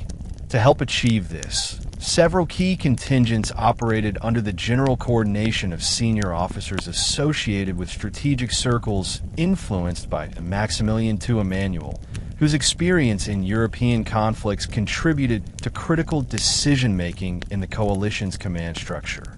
Ottoman resistance remained formidable. Janissary units reinforced the central trenches, creating pockets of extremely tough defense. These soldiers fought with a combination of discipline and desperation, launching counterattacks whenever they saw coalition infantry waver. Their muskets fired at close range, and their melee skill forced coalition soldiers into brutal hand-to-hand combat. The trenches became scenes of chaos as grenadiers hurled explosives into entrenched positions, while pikemen tried to prevent Ottoman troops from storming back into areas the coalition had already taken. The smell of burnt powder mixed with churned earth and smoke, filling the battlefield with thick, choking air. Yet despite such intense resistance, the coalition's steady advance began to take a toll. The constant pressure forced Ottoman commanders to commit more reinforcements to the center, weakening their flexibility elsewhere. Some troops had to be pulled from siege operations near Vienna's walls, reducing the pressure on the city. Coalition officers noticed these shifts and intensified their attacks in areas where Ottoman defenses appeared stretched thin. Infantry units worked in coordinated blocks, advancing, firing, then taking cover behind hastily constructed barricades built from captured Ottoman materials. The ground, though dangerous, now offered some shelter in the form of half-destroyed trenches and collapsed earthworks. Vienna's defenders watched this unfolding struggle from the walls. They could see the coalition banners moving steadily across the field, pushing deeper toward the heart of the Ottoman camp. For the first time in weeks, the sight of Allied formations advancing openly across the plains gave the city hope grounded in reality rather than rumor. Starhemberg ordered increased fire from Vienna's surviving artillery, offering any support possible to the attacking coalition. Although their ammunition was limited, the timing of Vienna's volleys helped disrupt Ottoman units trying to reposition or counterattack. By early afternoon, the Ottoman center was still holding, but the pressure was unmistakable. Cracks began to appear in communication between units, and officers struggled to maintain order as coalition fire intensified. The stage was being prepared. The infantry had created momentum, disrupted enemy cohesion, and secured enough space on the battlefield. Now the coalition cavalry, waiting high on the ridges, would soon be able to descend and strike the decisive blow that could end the siege once and for all. Inside the Ottoman command structure, the situation had grown increasingly chaotic. What had begun months earlier as a confident siege now appeared dangerously close to unraveling. Ottoman senior officers, including advisors connected to the administrative networks of Topkapi Palace Court, attempted to influence battlefield decisions by urging clearer lines of communication and more decisive maneuvers. But the confusion caused by a massive coalition force descending from the hills made unified decision-making difficult. Messages from units across the battlefield arrived inconsistently, and orders often conflicted with one another. Kara Mustafa Pasha struggled to regain control of the situation. He had envisioned the final stage of the siege as a moment of victory, not one of crisis. The sudden appearance of tens of thousands of coalition troops forced him into reactive measures. He ordered Janissaries to reinforce the left flank while directing Sipahi cavalry to strike at the coalition's advancing right. These orders, however, did not always reach the correct officers in time. Dust clouds and smoke obscured signals, and messengers were delayed or intercepted in the confusion. The Ottoman artillery contributed powerful volleys, but they struggled to adjust to shifting targets. Cannons had been positioned primarily for siege operations, aimed at Vienna's walls rather than at fast-moving infantry coming down the slopes. Repositioning heavy guns took time, and some could not be moved at all. This created gaps in Ottoman defensive fire, which coalition commanders exploited. As the infantry continued its steady advance, several Ottoman guns were overrun by coalition grenadiers who launched bold attacks to silence key batteries. Losing these positions weakened morale and reduced the Ottomans' ability to contain the growing coalition pressure. Additionally, the Ottoman camp itself began experiencing internal disorder. Camp followers and auxiliary units, realizing that the battle was turning against them, moved in conflicting directions. Some attempted to protect supplies, others sought safety, and a few fled altogether. These movements created panic and disrupted Ottoman troop maneuvers. The massive encampment, once a symbol of imperial strength, now became a liability as narrow roads and tight spaces hindered rapid repositioning. Despite these problems, the Ottomans were not defeated. Many units still fought with intense determination, and their commanders attempted to rally troops with promises, threats, and reminders of past victories. Yet the pressure kept increasing. Each minute that passed favored the coalition, whose formations were growing stronger and more coordinated. The Ottomans could feel control slipping away, and the uncertainty created a force more damaging than any single coalition maneuver, the creeping belief that the tide had turned against them.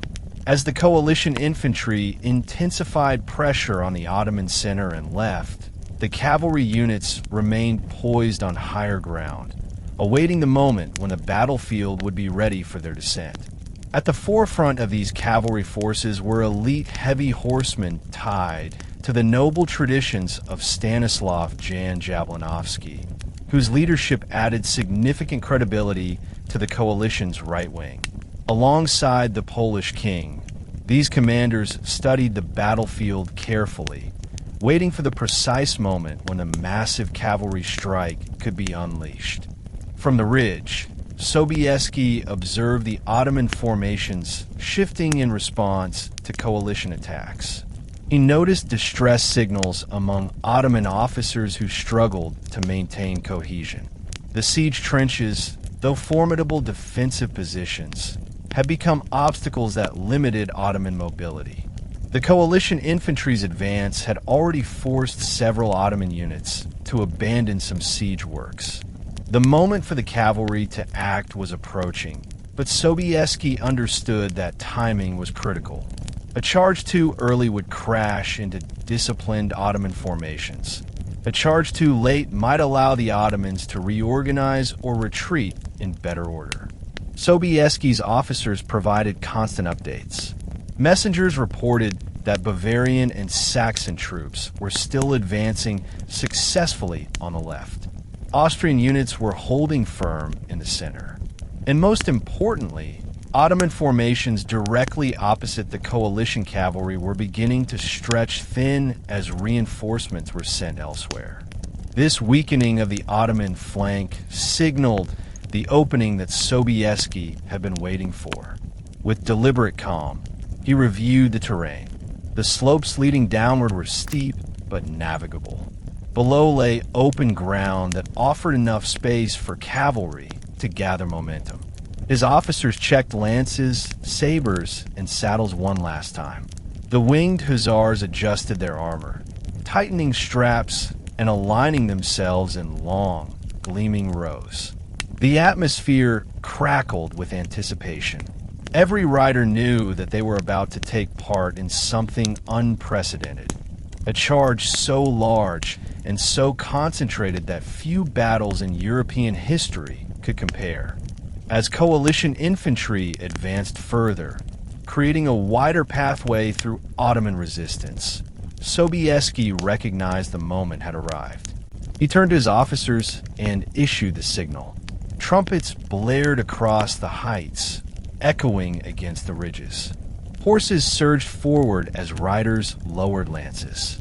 The largest cavalry charge in European history was beginning, one that would decide not only the fate of the battlefield, but the survival of Vienna and the future of the continent. The signal for the charge rolled across the Kahlenberg slopes like a surge of electricity. Trumpets rang through the crisp afternoon air, and thousands of cavalrymen who had waited for hours finally moved into motion. The Polish formations positioned at the front began shifting into tightly organized lines. Their lances angled upward as sunlight flashed off polished steel. These men belonged to an elite cavalry culture shaped by generations of warfare, and among them rode commanders whose discipline and presence steadied the troops. One such figure, representing the broader noble leadership that shaped Polish battlefield organization, was Mikołaj Hieronym-Sieniawski, whose unit formed part of the front ranks preparing to unleash the full power of the charge. His presence signaled to the men that the time for waiting was over and that their descent would reshape the fate of the battlefield. The ground beneath the cavalry was steep but manageable. Hooves tore into the soil as horses began moving cautiously at first, then more rapidly as riders urged them forward. Rows of lances lowered gradually, forming a deadly angled forest of spear points that pointed directly at the Ottoman positions below. Thousands of feathers mounted on the wings of the hussars rustled in the wind, creating a soft, eerie sound that carried down the slope. Some Ottoman troops who saw the formation preparing for the charge later recalled feeling as though a massive living wave was forming above them, poised to crash down with unstoppable force. As the cavalry descended farther, infantry units that had earlier cleared the lower slopes stepped aside, opening a corridor wide enough for the riders to build momentum. The ground leveled slightly, allowing the horses to accelerate into full gallop. The thunder of hooves grew into a roar that echoed across the plains. Dust rose behind the riders, forming a trail that stretched almost up the hillside. Coalition infantry paused in their firing to witness the spectacle. Many had heard stories of the power of the Winged Hussars, but seeing them in direct motion was something entirely different. The charge seemed to defy belief. So massive, so unified, and so swift that even experienced soldiers were momentarily stunned by its scale. From Vienna's walls, defenders saw the cavalry moving with fierce determination.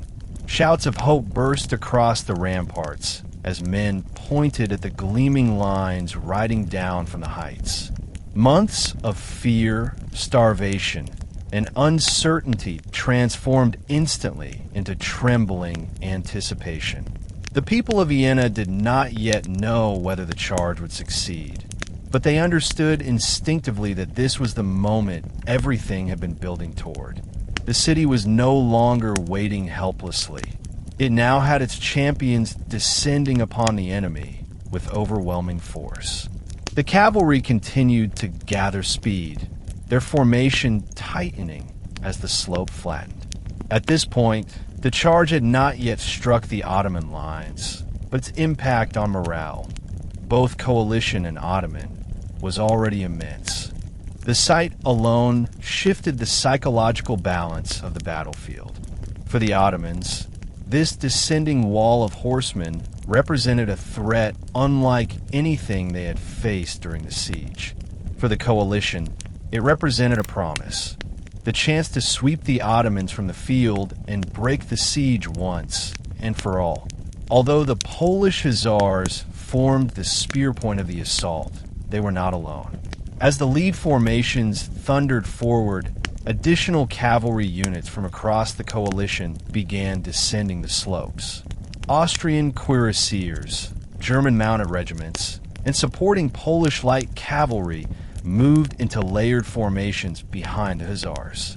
Among these supporting units were horsemen connected to the long-standing military culture of the Austrian cuirassiers, elite armored riders whose weight and discipline made them ideal for reinforcing breakthroughs. Their armor, heavier than that of the Hussars, gleamed under the sun as they accelerated downhill, prepared to drive deeply into Ottoman lines weakened by the initial shock. This merging of cavalry forces created one of the most formidable mounted assaults in history. The ridge funneled units into organized columns that widened naturally as they reached more open ground. Trumpeters signaled changes in formation as officers guided their troops to maintain spacing without losing momentum. Despite coming from different regions and traditions, the cavalry units moved with surprising cohesion. Their shared objective overrode individual differences. They understood that their combined weight and speed would have devastating impact if delivered at the precise moment when Ottoman defenses were already strained by hours of infantry combat. As the charge gained full speed, the thunder of hooves turned into a physical force felt even by soldiers standing far from the descent path. Dust clouds billowed outward, partially obscuring the riders and creating an impression of an enormous, living storm racing toward the Ottoman encampment. Coalition infantry paused to watch in awe as the flood of cavalry swept past them. Many soldiers, despite exhaustion, raised their weapons, and shouted encouragement. They knew they were witnessing the coalition's most powerful blow. The cavalry formations expanded into a crescent shape as they reached the base of the slope.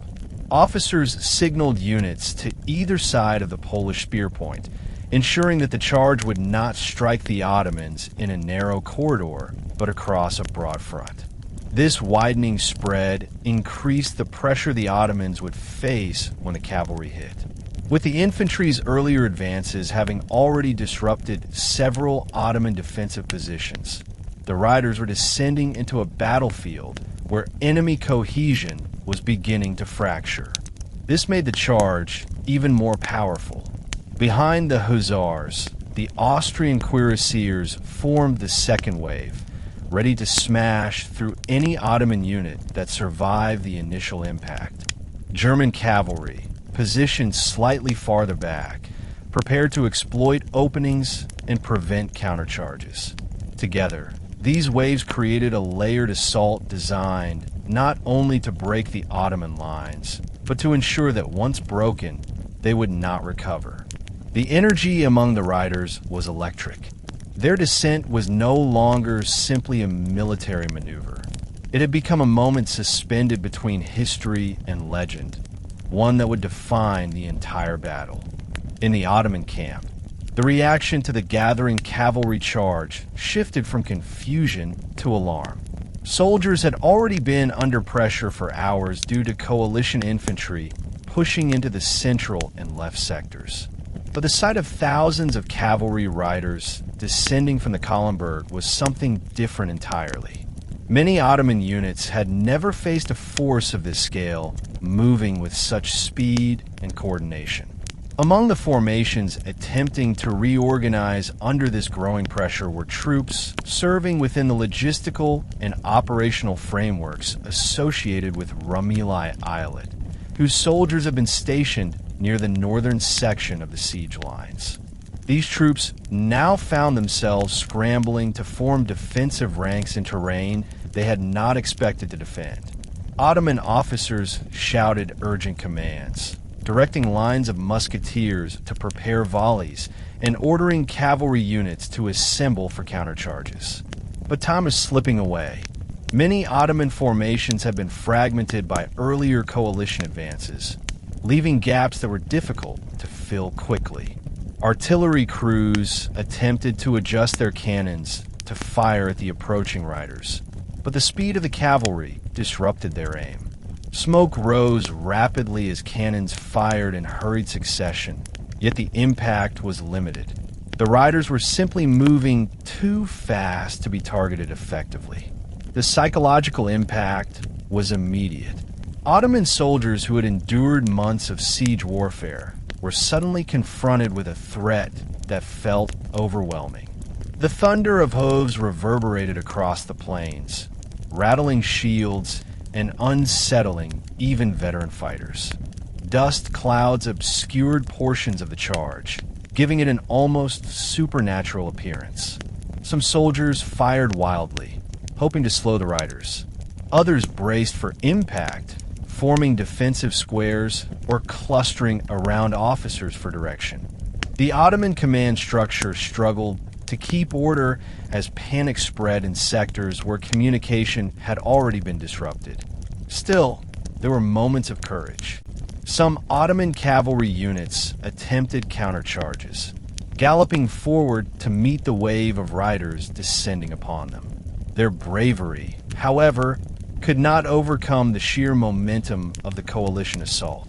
The coalition cavalry moved in layers, meaning that even if the first Ottoman defenders managed to disrupt part of the charge, the second and third waves would sweep through moments later. This structure magnified the impact and reduced the chance that any single Ottoman counterattack could slow the advance significantly. As the riders closed the remaining distance, the battlefield shifted in tone. Moments earlier, the fight had consisted of scattered volleys and isolated clashes. Now the entire field braced for collision. The Ottomans felt the ground shake beneath their feet as the cavalry approached. Coalition soldiers watching from the slopes held their breath. Vienna's defenders gripped the walls, unable to look away. The cavalry charge was seconds from striking, and when it did, the entire course of the siege and the war would pivot on the force of that impact. When the coalition cavalry finally collided with the Ottoman front, the impact was so powerful and sudden that even eyewitnesses struggled to describe it afterward. The riders, descending from Kahlenberg with full momentum, struck a front line already weakened by infantry assaults and disrupted by frantic redeployment. The first Ottoman formations absorbed the brunt of the blow, and many of them had little time to brace. Shield walls buckled instantly under the sheer speed and weight of the charge. Horses crashed into ranks of infantry, driving deep wedges between clusters of defenders. Lances splintered as they pierced shields, armor, and bodies, and riders immediately drew sabers to continue the assault at close range. At the very tip of the coalition's spear point rode elite Polish formations supported by skilled officers drawn from the noble houses shaping Poland's military culture. Among these leaders was one figure whose seasoned battlefield judgment guided key units during the first seconds of impact, Marshal Kazimierz Katski. His presence at the front line helped maintain the cohesion of the Hussars as they broke into Ottoman ranks. He shouted commands above the roar of hooves, ensuring that riders fanned outward at the right moment to widen the breach and prevent defenders from closing in around them. His timing was impeccable. The Ottoman lines began to fracture almost immediately after contact, opening gaps that the second and third waves of cavalry would exploit. The noise of the collision was overwhelming. Metal clanged violently against metal, hooves pounded the earth, and the shouts of men echoed across the plains. Some Ottoman soldiers fought with remarkable bravery, holding their ground amid the chaos. But isolated pockets of resistance could not withstand the overwhelming momentum of thousands of charging riders. The front positions of Anatolian infantry, Rumelian musketeers, and hastily assembled cavalry units were thrown into disarray. Officers attempted to rally their troops, but the pressure was simply too great. The coalition cavalry did not slow after the initial impact. Instead, they pressed forward, carving deeper lines into the Ottoman formations. The Ottomans attempted several rapid countermeasures. Some commanders ordered reserve cavalry to flank the Hussars, hoping to isolate or encircle portions of the charge. Others tried to pull troops from central trenches to reinforce the collapsing front. But the timing of these responses was off. The battlefield was already too fragmented. Dust clouds kicked up by the charging horses obscured vision, and the speed of the assault prevented Ottoman units from forming stable defensive blocks. By the time reinforcements arrived, shock waves from the initial impact had already rippled through the front lines, creating confusion that spread faster than officers could contain it. From Vienna's walls, the effect was unmistakable. Soldiers who had spent months defending the city saw the Ottoman lines bend and break as the cavalry tore through them. For the first time, the defenders realized that the siege might actually end, not in surrender, but in victory.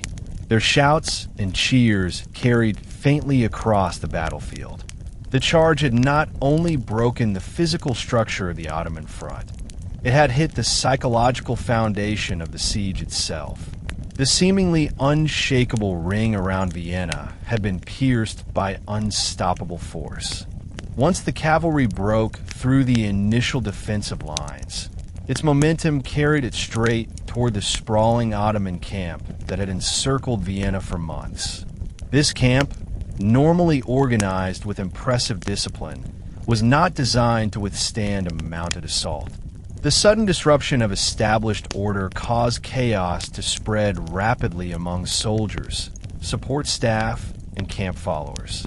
Tents collapsed, supply wagons overturned, and wounded men struggled to move out of the way as columns of cavalry thundered past them. Fires broke out where overturned cooking braziers or scattered powder ignited. What had once been a symbol of Ottoman military power transformed into a maze of confusion and fear. The Sultan's representatives, including officials tied to the administrative and ceremonial functions of the Ottoman Imperial Council, attempted to restore order by rallying disciplined units, such as janissaries and sipahis. These officials issued urgent commands and tried to reorganize defenses around the central encampment. But the sheer scale of the disruption made command nearly impossible.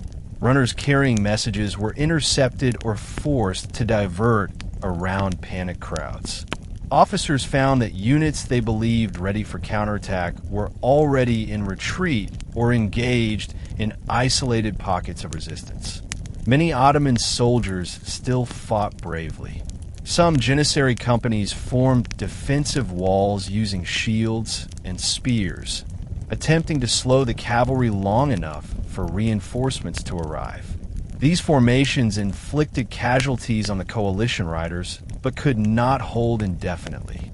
Each time they halted a cavalry wave, a fresh unit of Europeans arrived to strike from a new angle. It became clear that the coalition attack was not a single blow, but a continuous flood that kept building pressure until resistance collapsed. The collapse of communication made matters worse. Clusters of Ottoman soldiers, unable to see the broader battlefield, misinterpreted movements around them. Some believed that the coalition had broken the siege entirely and that escape was their only option. Others thought the fighting at the front was part of a control maneuver. These conflicting assumptions reduced coordination to near zero. Meanwhile, coalition cavalry poured deeper toward the heart of the camp, destroying supply depots, trampling through command tents, and capturing artillery positions turned hastily to face them. In earlier stages of the siege, the Ottoman camp had been a fortress unto itself. Tents were arranged in careful geometric order, with wide lanes for communication and transport. But under the sudden and unexpected force of the cavalry charge, this sense of order vanished. Horses crashed into tents, splintering wooden poles and sending canvas fluttering through the air. Riders cut down defenders who attempted to form improvised barricades. The ground trembled under the relentless rhythm of hooves. The resulting chaos spread outward in waves. Soldiers who saw the collapse of the front lines began retreating toward the Danube, seeking safer ground. Others retreated into siege trenches, only to find themselves trapped by collapsing earthworks. The Ottoman army, which had seemed so close to victory only days earlier, now faced disintegration on a scale that few commanders could have imagined. The great camp that had once showcased Ottoman might was now a battlefield of confusion, fear, and collapsing morale. As the coalition cavalry shattered the Ottoman lines on the plains, Vienna's defenders realized the moment they had prayed for had come. Starhemberg quickly issued orders to open selected city gates. For months, those gates had remained sealed while the garrison fought desperately from behind the walls. Now, for the first time since the siege began, Vienna could act rather than merely endure. Soldiers rushed out in compact formations, eager to strike at the besiegers' weakened rear. Civilians, still exhausted and hungry, climbed onto rooftops and ramparts to watch the transformation from siege to counteroffensive with disbelief and joy. The first units to leave the city included crack troops from garrison regiments, supported by militia and volunteers who had helped defend the walls. Their immediate goal was to attack Ottoman positions closest to the breached bastions and seize any artillery that continued to threaten the city. Among these assault groups were officers whose careers were shaped by the local military institutions centered around the fortified capital of the Archduchy of Austria. These officers understood every trench, barricade, and approach around the city, giving the counterattack strategic precision. They led their men with a combination of urgency and discipline, eager to eliminate any remaining threats along the walls. The Ottomans manning these trenches were already shaken by the collapse of their front lines. When they saw Vienna's garrison charging toward them, many panicked. They had expected the city to remain contained until the final stages of the siege.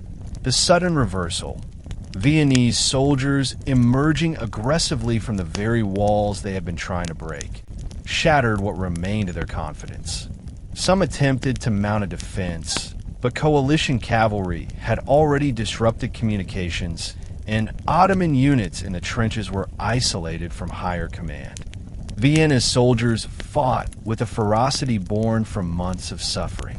They recaptured earthworks, seized abandoned ammunition, and turned captured Ottoman cannons around to fire into the retreating encampment.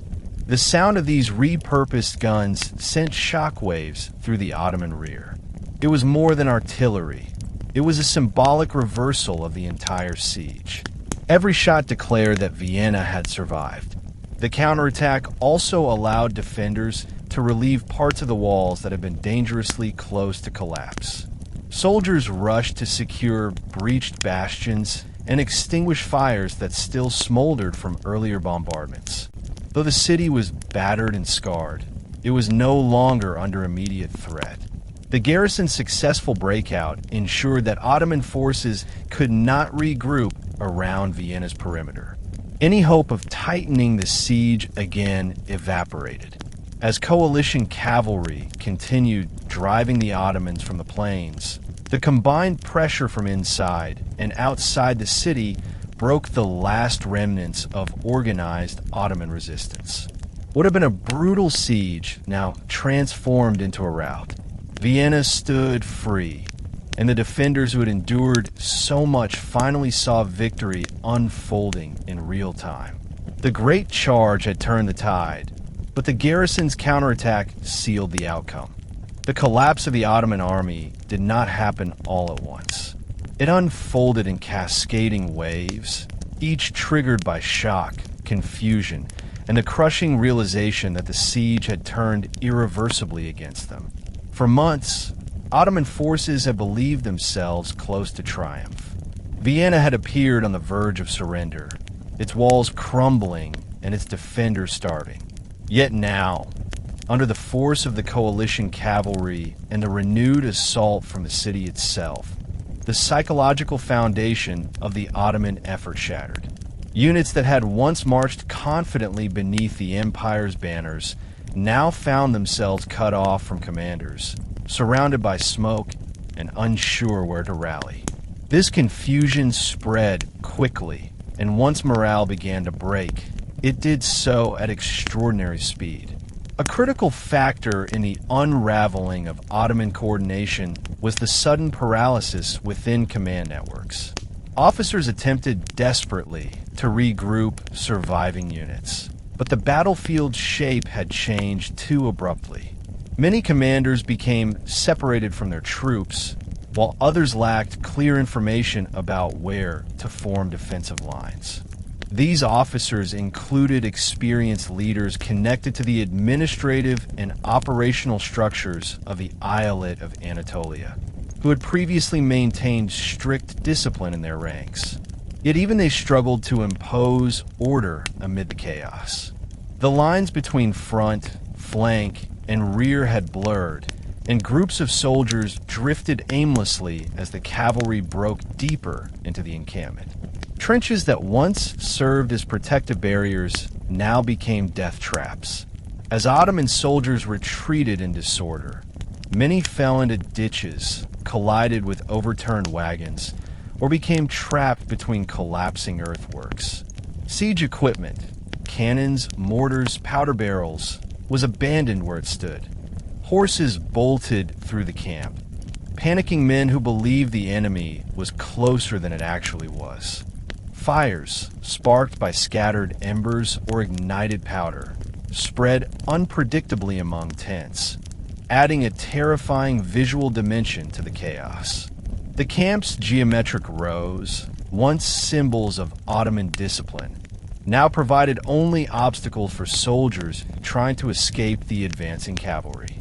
Even elite units could no longer hold firm. Janissaries who had fought with unwavering resolve throughout the siege found themselves overextended, cut off from reinforcement, and forced to abandon fortified positions that had taken weeks to construct. Their cohesion faltered as coalition waves cut through surrounding sectors. Sipahi cavalry attempted several desperate countercharges, but without coordinated support from infantry and artillery, these efforts collapsed under the momentum of the coalition's multi-layered attack. Morale broke completely when soldiers saw their commanders retreating. This sight, rare and catastrophic, signaled that the empire's top leadership no longer believed the field could be held. Men who had endured months of hardship were suddenly overwhelmed by fear. Some fled instinctively toward the Danube, others toward the hills, still others toward the roads leading east. The battlefield no longer resembled an organized fight. It had become a scene of dissolution, where defeat echoed across every corner of the once mighty Ottoman host. Amid this rapid deterioration, Kara Mustafa Pasha struggled to wrestle back control. The strategic mastermind behind the siege, he had invested enormous political and personal ambition into capturing Vienna. For months, he had remained confident that patient siege tactics would yield victory.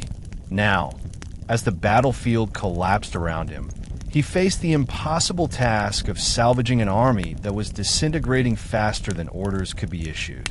He rode through sections of the camp, calling for soldiers to regroup and directed aides to carry urgent messages to nearby officers. But the chaos was too great and the chain of command too fractured. Even experienced commanders connected to the long-standing operational circles of the Sublime Porte Military Secretariat found themselves unable to marshal their units effectively. Communication dissolved into fragments of shouted commands, lost over the roar of battle. Kara Mustafa attempted to form a consolidated defensive line near the central artillery positions. He believed that if enough infantry and cavalry regrouped there, they could create a strong point to hold off the coalition while the rest of the army repositioned. But this plan was undermined almost immediately. Many cannons had been abandoned when crews fled the encampment. Powder reserves were scattered, lacking proper storage or protection. Coalition cavalry repeatedly penetrated deeper, slashing through groups of soldiers before they could stabilize themselves. Each failed attempt at reorganization further weakened morale. Pasha's senior officers urged him to withdraw to preserve what remained of the army, but he hesitated. Retreating meant admitting complete failure, not just militarily, but politically. He had promised the Sultan victory, persuaded advisors that Vienna would fall intact, and shaped his entire campaign on the idea that time favored the Ottomans. Now, time had become his enemy. The coalition attack exposed the vulnerabilities of his strategy with brutal clarity. His refusal to adapt earlier in the siege, his insistence on not launching a full-scale assault for fear of damaging Vienna, now proved catastrophic. As the lines collapsed, the coalition infantry closed in from multiple directions. Their advance added pressure on sectors the Ottomans were desperately trying to hold. The cavalry, having shattered the front, now swept laterally across the battlefield, preventing Ottoman clusters from forming new defenses. The organized retreat Kara Mustafa envisioned became impossible. The battlefield no longer had a rear to withdraw into. Only pockets of chaos blocked pathways and scattered resistance. Eventually, even Kara Mustafa had to concede the reality of the situation. With the coalition advancing rapidly and the Ottoman forces splintering beyond repair, he ordered a general withdrawal. But the order came too late. Many units had already fled, while others were too deeply engaged to disengage safely. The result was not a controlled retreat, but a rout, one that carried enormous consequences for both the Ottoman Empire and Kara Mustafa personally.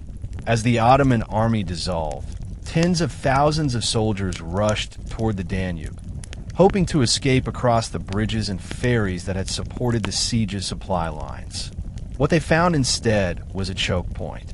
The narrow approaches could not handle the flood of men, horses, wagons, and equipment all converging at once. The scene turned desperate. Some soldiers abandoned their weapons to run faster. Others pushed past comrades, driven by instinct rather than discipline. Officers tried to direct movement, but their voices were drowned out by shouting and panic. The retreating mass was bound together not by order, but by fear. The situation worsened when cavalry units galloped into the retreating crowds, not to attack them, but because these riders, too, were fleeing. Hooves trampled soldiers who had fallen or slowed. Wagons overturned in the narrow approaches, blocking paths and causing further congestion. Fires still burning in the encampment cast long shadows that flickered across the chaos, deepening the sense of catastrophe.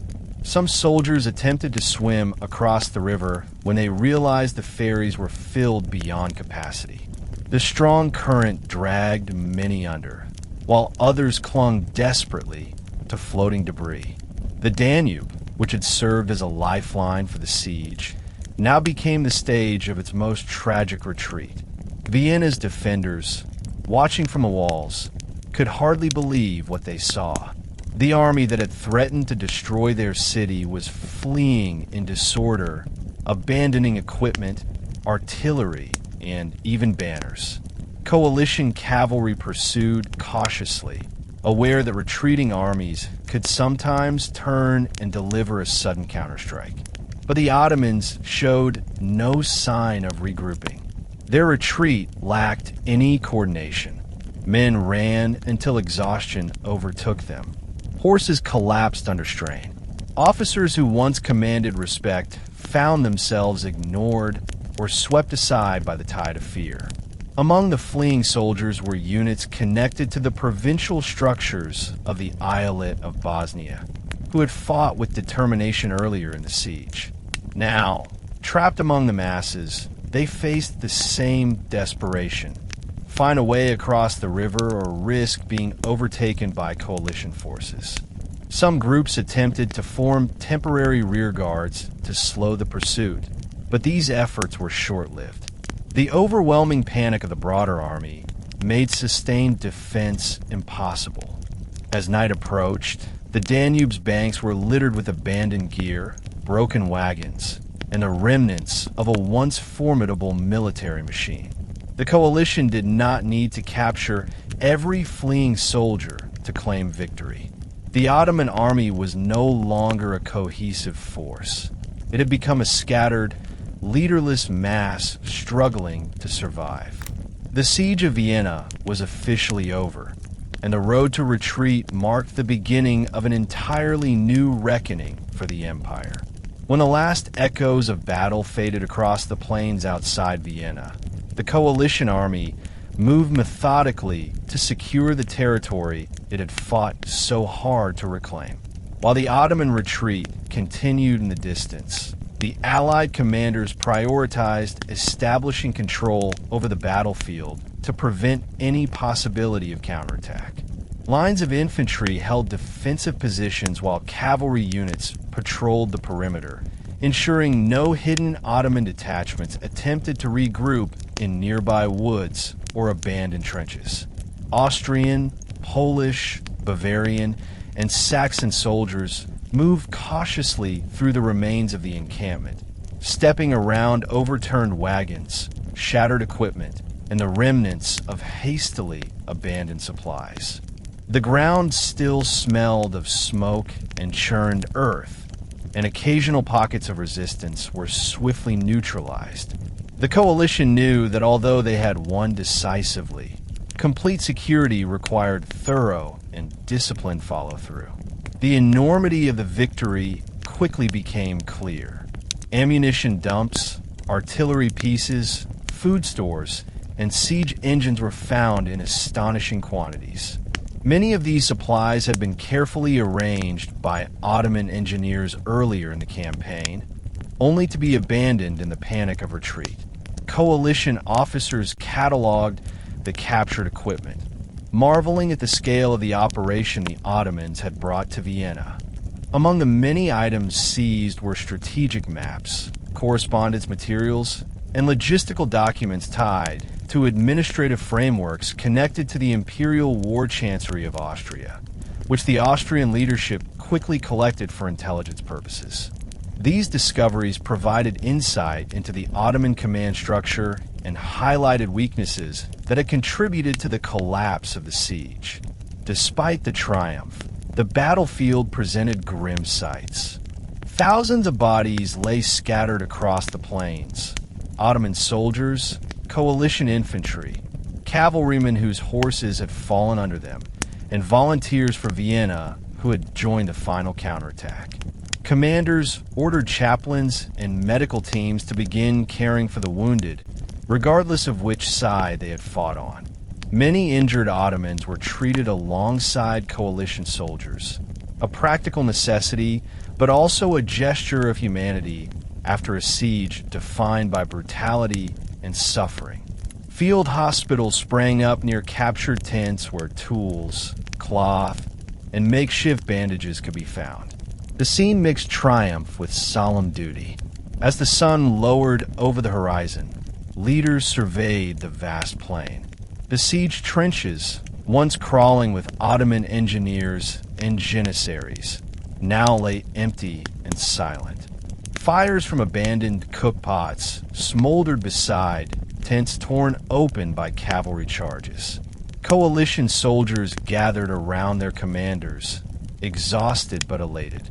Rumors spread quickly across the ranks that Vienna was saved, that the Ottomans were in full retreat, and that the King of Poland himself had led the decisive charge. The victory had been total, and its effects were already reshaping the political and psychological landscape of Europe. What remained in the moments after the fighting was not only relief, but an awareness that history had shifted. The coalition had defeated one of the largest armies ever assembled by the Ottoman Empire. The field before them was a testament to the consequences of determination, cooperation, and the willingness of diverse nations to unite under a common purpose. The Battle of Vienna was over, and the coalition now controlled the ground where the future of Central Europe had been decided. As coalition troops secured the battlefield, the city of Vienna began its first day of freedom after months of siege. The gates that had been opened earlier for the counterattack now welcomed soldiers returning triumphantly, their uniforms stained with dirt, sweat, and the smoke of battle. Crowds gathered in the streets despite the city's damaged state. Buildings bore scars from countless artillery strikes. Roofs had collapsed under bombardment, and entire neighborhoods were marked by fire and rubble. Yet even amid this devastation, the atmosphere overflowed with relief and gratitude. People embraced returning soldiers, handed them water and bread, and wept openly. After so many weeks of fear, starvation, and exhaustion, their city still stood. Starhemberg moved through the streets with cautious pride. He had carried Vienna through the darkest period in its history, refusing to surrender even when walls buckled and supplies dwindled. Now, as he met coalition officers arriving to inspect the defenses, he could finally breathe without the weight of the siege pressing on him. Repair teams were organized immediately to stabilize damaged ramparts and extinguish the final embers smoldering throughout the city.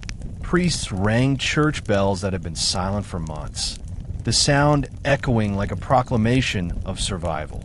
Even injured soldiers climbed onto the ramparts to watch the coalition banners wave across the plains. The city's resilience during the siege had been remarkable, but the toll was undeniable. Cemeteries were filled, food reserves were nearly gone, and many families have been displaced from homes now uninhabitable. Medical stations struggled to treat the wounded, with supplies stretched dangerously thin. Yet despite these hardships, Vienna's spirit seemed unbreakable. Volunteers cleared streets blocked by debris, lifted fallen beams from collapsed houses, and distributed whatever food they could find to neighbors who had endured greater loss. The sense of unity forged during the siege continued into the aftermath. Representatives of the coalition entered the city to greet its leaders. Among them were high-ranking officers tied to the cultural and political institutions that shaped the Kingdom of Bavaria, who conveyed their rulers' support and solidarity. They congratulated the Viennese for their courage and expressed admiration for the defenses that had withstood months of relentless pressure. These gestures strengthened the bonds among coalition members and reinforced the idea that Vienna's survival was not just a local victory, but a triumph for all of Central Europe. Vienna now stood not as a symbol of near defeat, but of resilience, courage, and coalition unity. The people understood that they owed their freedom to both their own endurance and the armies that had answered their desperate call for help. As night fell, lanterns illuminated the city's battered streets, revealing a populace determined to rebuild. Though the scars of the siege would remain for generations, Vienna had emerged from the shadows, and it would rise stronger because of it. As the battlefield quieted and Vienna celebrated its deliverance, King John III Sobieski turned to the next task, informing Europe of the monumental victory. His strategic leadership had shaped the coalition's advance, and his decisive command of the cavalry had delivered the final blow that broke the siege. Now he needed to ensure that the significance of the triumph was clearly communicated to the courts and leaders across the continent. To accomplish this, he gathered his scribes and military secretaries, many of whom were tied to the administrative and hereditary traditions of the Polish Crown Chancellery. These skilled officials helped him prepare detailed reports that described the battle's progression, the coalition's bravery, and the full extent of the Ottoman defeat. Sobieski's letter to the Pope would become one of the most famous battlefield reports in European history. He wrote with pride and clarity, stating, "We came, we saw, and God conquered." But beyond the famous phrase, the letter provided critical details for understanding the tactical and strategic elements that shaped the victory. He outlined how coalition infantry created the necessary conditions for the cavalry to strike.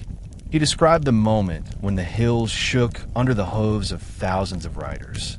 He noted the bravery of Austrian, Bavarian, Saxon, and Polish troops who worked together despite linguistic and cultural barriers. Sobieski's report emphasized unity, an essential message for Europe, which often struggled with internal division. He also ensured that his letters portrayed Vienna's defenders with admiration. He acknowledged their endurance and their willingness to resist even when the situation appeared hopeless. By honoring their sacrifice, he strengthened political ties between Poland and Austria, ties that had been tested but ultimately reinforced by the siege. When his messengers rode out carrying these dispatches, they carried more than simple reports. They carried the narrative that would shape how Europe remembered the Battle of Vienna. Sobieski's communications did not conceal the challenges ahead. He warned that the Ottoman Empire remained formidable despite this loss. He urged European leaders to maintain unity and prepare for future conflicts. His tone balanced celebration with caution, reminding allies that one victory no matter how decisive, did not end the long struggle between empires. Still, he stressed that Vienna had proven something vital.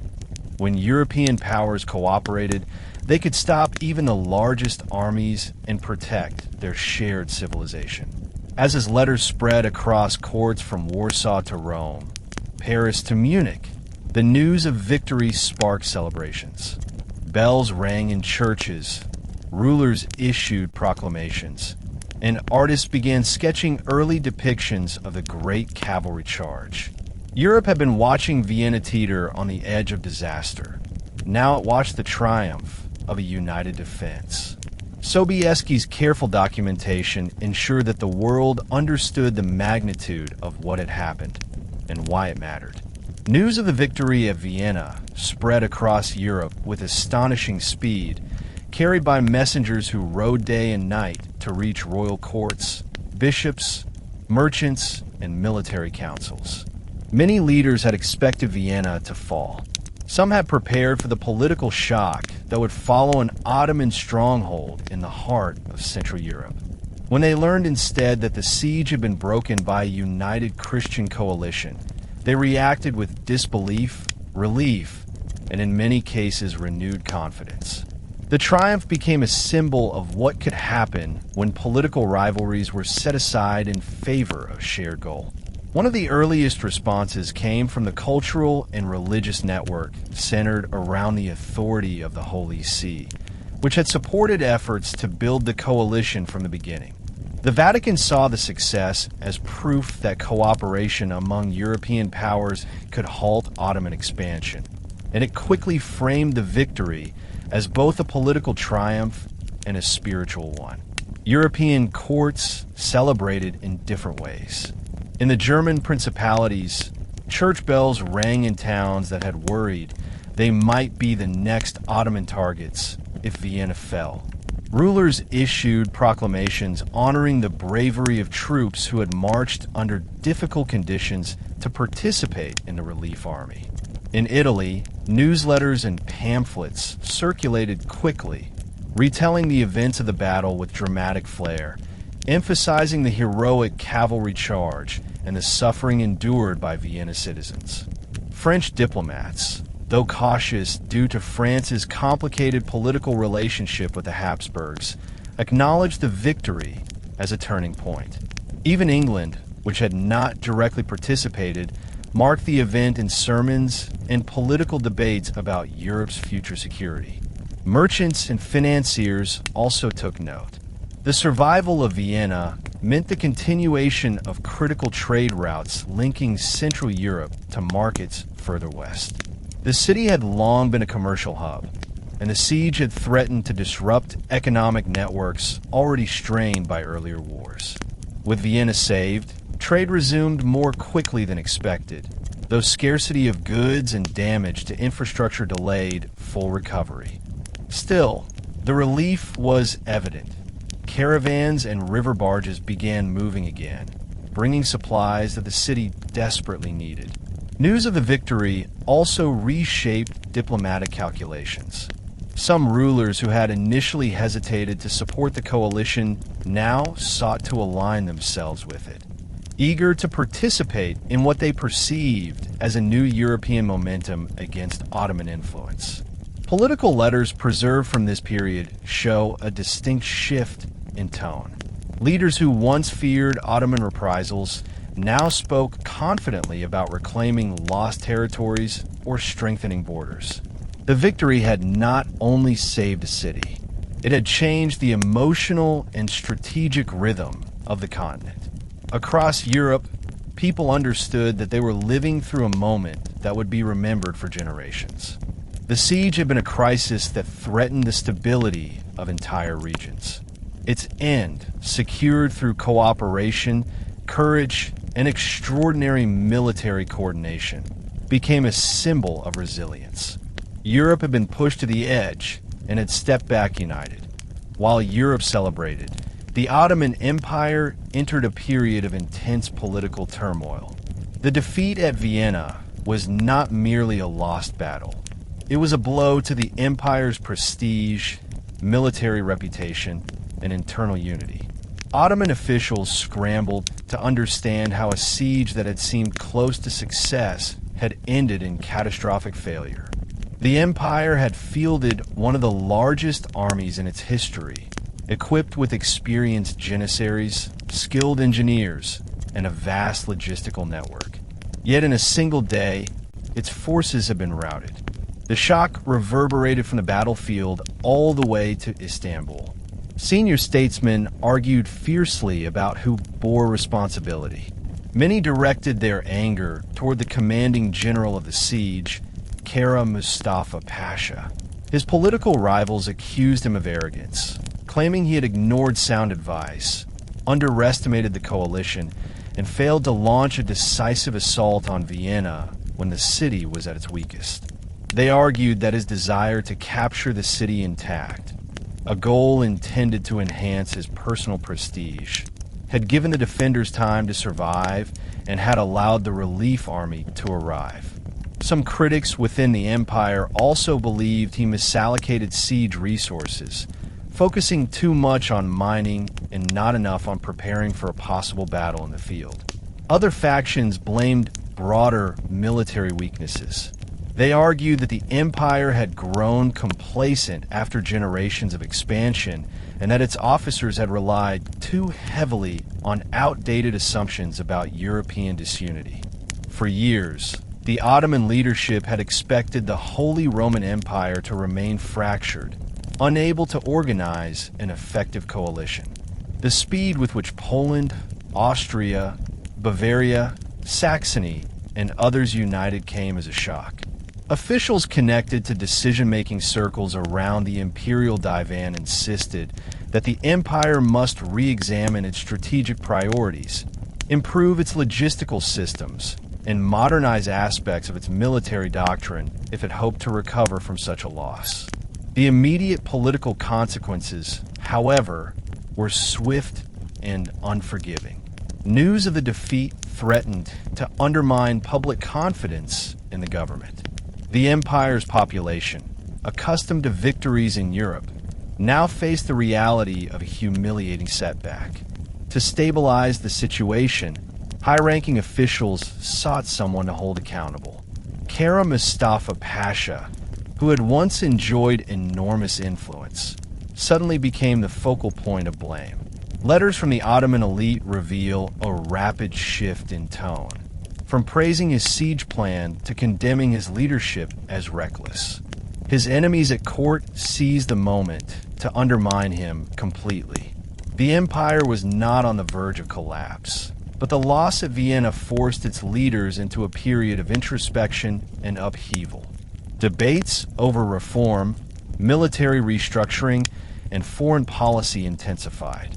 Some argued for caution, others for renewed aggression. What all agreed on, however, was that the defeat marked a turning point. The Ottoman Empire, long seen as the unstoppable power of southeastern Europe, had been confronted by a united coalition and forced into retreat. The psychological impact of that realization would challenge the empire for years to come. The outcome of the siege reshaped not only Europe and the Ottoman world, but also the broader balance of power that defined international politics in the late 17th century. Before the battle, the Ottoman Empire had appeared poised for further expansion into Central Europe. Many European states feared that if Vienna fell, the Ottomans would use it as a staging ground to pressure Bavaria, Saxony, and even states along the Rhine. The relief of Vienna reversed this momentum completely. For the first time in generations, the Ottoman advance had been decisively halted by coordinated European military action. The shift was not just military. It was symbolic, psychological, and strategic all at once. The victory strengthened the influence of the Habsburg dynasty, which controlled Austria and large portions of Central Europe. The Habsburgs had endured major setbacks earlier in the century, but their leadership during the siege, paired with the coalition's success, restored their standing among European powers. diplomats from across the continent courted alliances with them, eager to benefit from the renewed prestige of a state that had survived an existential threat. This repositioning transformed Vienna from a vulnerable border city into a rallying point for future campaigns. The Polish-Lithuanian Commonwealth also gained tremendous prestige. Although the state had faced internal challenges for decades, its role in breaking the siege demonstrated that it was still capable of projecting military power across long distances. King John III Sobieski's leadership became legendary, and his actions significantly elevated Poland's reputation abroad. His success encouraged discussions about future joint operations against the Ottomans. While these plans often clashed with the political realities of the Commonwealth's internal system, the victory nonetheless strengthened Poland's diplomatic influence. Other states also recalibrated their positions. Italian states felt more secure, believing that Ottoman naval or land operations against them were less likely after such a major setback. German principalities realized that cooperation brought tangible results, and several began rethinking their defensive policies. Even states far removed from the battlefield, such as Sweden and Russia, monitored the consequences closely. They understood that the weakening of Ottoman influence could open new diplomatic and territorial opportunities over the coming decades. The victory at Vienna shifted the psychological center of gravity. Europe no longer saw the Ottomans as an unstoppable force. While the empire remained powerful, its aura of inevitability had been broken. The coalition's success encouraged European leaders to imagine new possibilities, reclaiming lost territories, building stronger alliances, and asserting greater influence across contested frontiers. In the months that followed, strategists across the continent studied the battle's lessons. They examined the importance of coordination, the effectiveness of combined cavalry and infantry operations, and the advantages of rapid mobilization. Vienna had not merely survived, it had changed the strategic landscape for an entire era.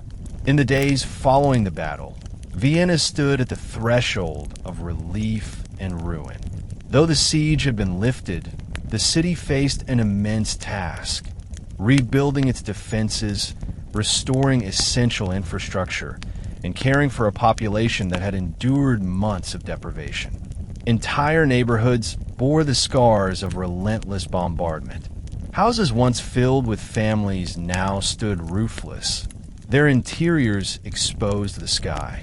Church towers were cracked, market squares covered in rubble, and workshops destroyed by fires that spread unchecked during the most intense phases of the siege. Despite this devastation, the spirit of the city was unmistakably alive. Where walls had crumbled, people gathered to remove debris. Where fires had burned, volunteers formed lines to bring water and tools. Vienna's survival owed much not only to its defenders, but to the resilience of its citizens. Starhemberg coordinated the immediate reconstruction efforts. His first priority was stabilizing the city walls. Engineers inspected every bastion, trench, and outwork, marking areas at risk of imminent collapse. Teams of soldiers and civilians carried stone, timber, and earth to reinforce damaged structures. Meanwhile, carpenters and masons organized themselves into work crews, repairing breaches that had nearly allowed the Ottomans to storm the city. To ensure that reconstruction proceeded effectively, officials worked alongside institutional representatives tied to the administrative frameworks of the Viennese City Council. These officials restored order in the streets, coordinated essential supplies, and oversaw the reopening of markets that had been closed for months. The emotional toll on the citizens became visible as the days passed. Families searched for lost loved ones or visited makeshift hospitals where the wounded from both sides were being treated. Priests organized processions of thanksgiving, and churches that had been silent during the darkest days of the siege now echoed with hymns of gratitude. People brought offerings of bread and candles as symbols of relief. At the same time, Vienna's medical needs were immense. Physicians and apothecaries struggled to treat injuries ranging from shrapnel wounds to infections born of poor sanitation.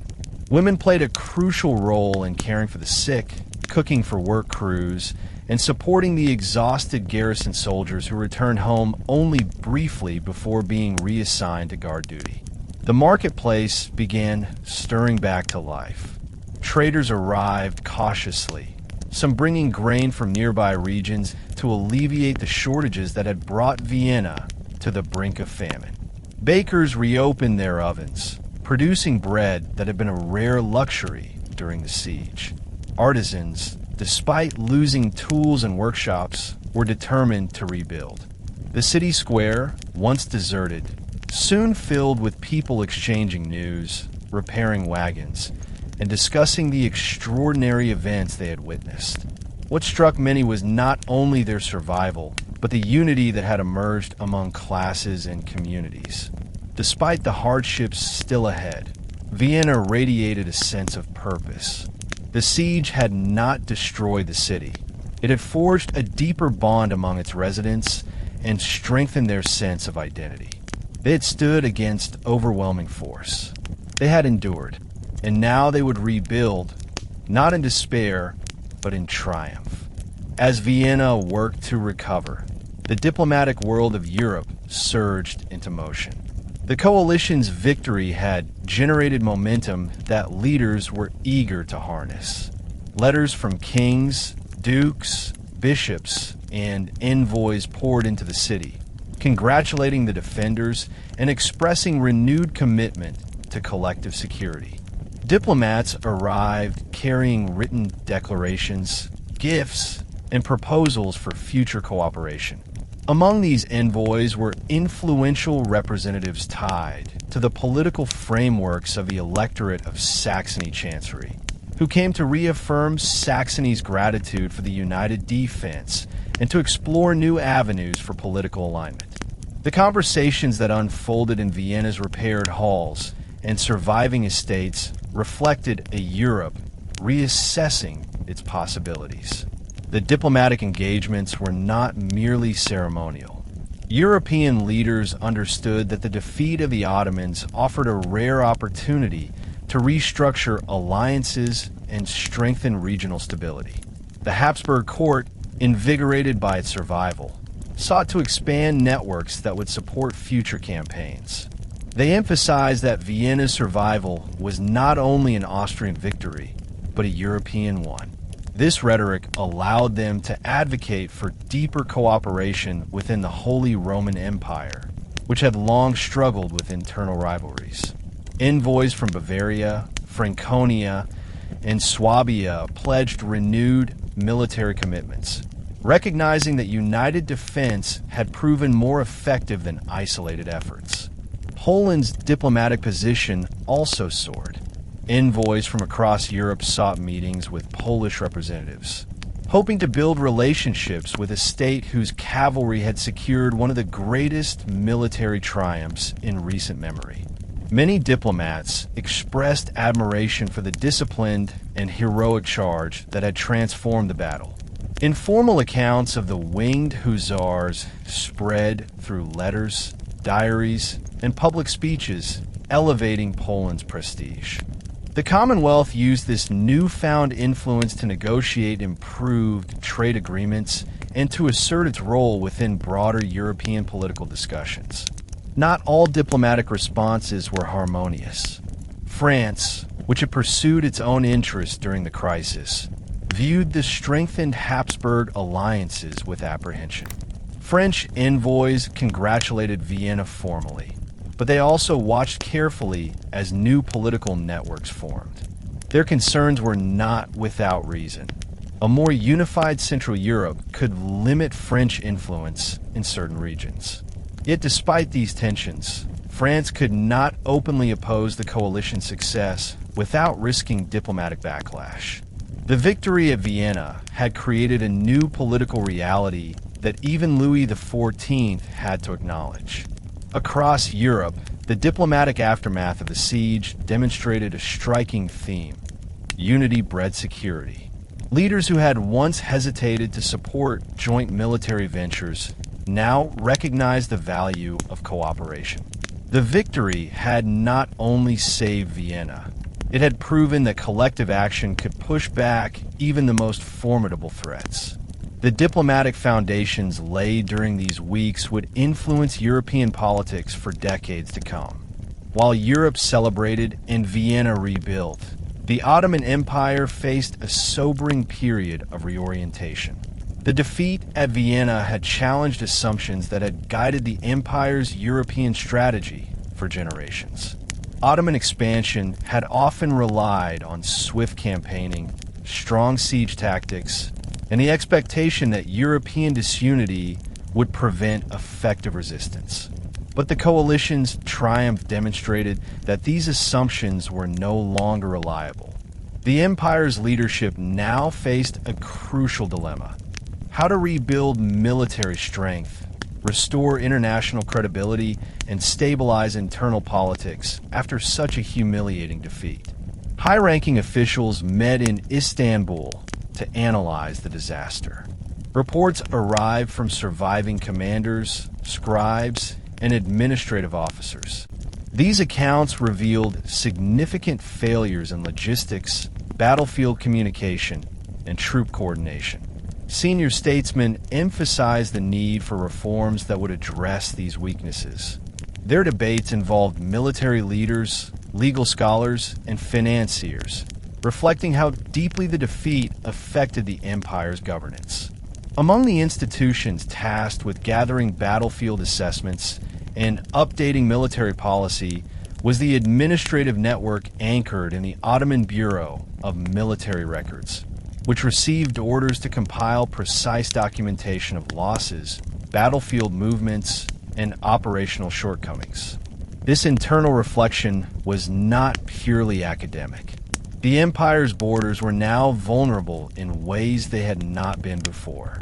Provinces in the Balkans worried about potential European offensives. Local leaders feared that Hungary, already contested territory, might become a battleground once again. These concerns pressured the central government to respond quickly and decisively. Some officials advocated for immediate military resurgence, arguing that only a bold counter-campaign could restore Ottoman influence. Others urged caution, warning that the empire needed time to rebuild and modernize its forces before risking another major confrontation. Social tensions also grew. Soldiers returning from the failed siege carried stories of disorganization, panic, and mismanagement. Their accounts spread among urban populations and provincial communities, fueling frustration with imperial administration. Rumors about internal corruption, favoritism, and misallocation of resources became common topics of discussion. While the empire still possessed immense resources, its leadership recognized that political stability depended on addressing public perception as much as restructuring military systems. Despite the turmoil, the Ottomans remained a formidable power. They still controlled vast territories and maintained strong economic networks. But the defeat at Vienna altered their strategic outlook permanently. The empire could no longer assume that European states would remain divided. It had to adapt to a new political landscape in which alliances could form rapidly and decisively. Ottoman leaders now understood that future success required flexibility, modernization, and deeper internal reforms. The reassessment that began after Vienna would influence Ottoman policy for years. It marked the start of a slow but significant shift from confident expansion to careful defense and calculated diplomacy.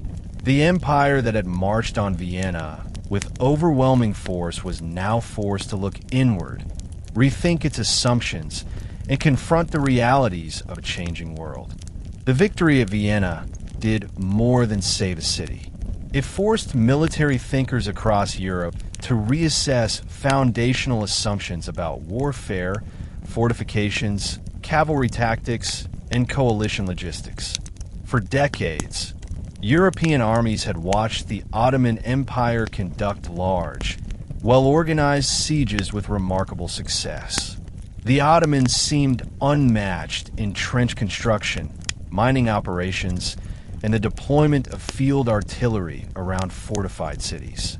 Vienna's survival proved, however, that even sophisticated siege methods could be countered by coordinated defense, disciplined counter-mining, and rapid reinforcement. Military academies, strategic councils, and engineering schools began studying the siege as a case study in both strengths and vulnerabilities of contemporary warfare. Among the institutions that took immediate interest in analyzing coalition maneuvers was a framework surrounding the Austrian Court War Council, whose officers compiled reports on everything from the positioning of artillery to the timing of the cavalry charge.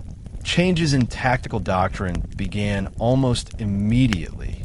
European generals recognized the decisive impact of the cavalry at Vienna and re-evaluated the balance between infantry and mounted units in large field battles. Many states had reduced cavalry budgets earlier in the century, believing infantry firearms were becoming dominant. The Battle of Vienna shifted this narrative. The Polish charge demonstrated that well-trained heavy cavalry, deployed at the right moment, could still alter the outcome of a massive engagement. Yet it also showed that cavalry alone was never enough. Infantry had to first weaken enemy cohesion, and artillery had to disrupt the enemy's formations to prepare the field. Vienna became a model for combined arms operations, inspiring militaries to refine coordination among their different branches. Engineers also studied Vienna's defenses intensively. Mining and counter-mining had played a crucial role, revealing both the power and limitations of subterranean warfare. Defensive architects began designing fortifications with deeper counter-mining tunnels, angled bastions that reduced vulnerable blind spots, and reinforced earthworks that absorbed cannon fire more effectively than stone walls alone. Military treatises circulated describing Vienna's siege, some praising Ottoman engineering, others highlighting the defenders' resilience.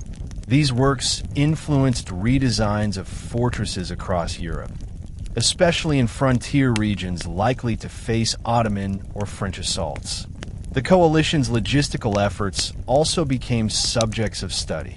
Marching large armies across uneven terrain, coordinating supplies from multiple states, and maintaining cohesion despite linguistic barriers required meticulous planning.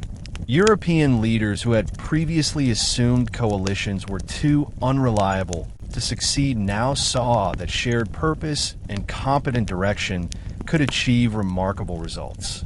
In the aftermath of the battle, officers exchanged written accounts detailing how their armies had communicated across long distances, sourced food and fodder, and synchronized arrival at the battlefield.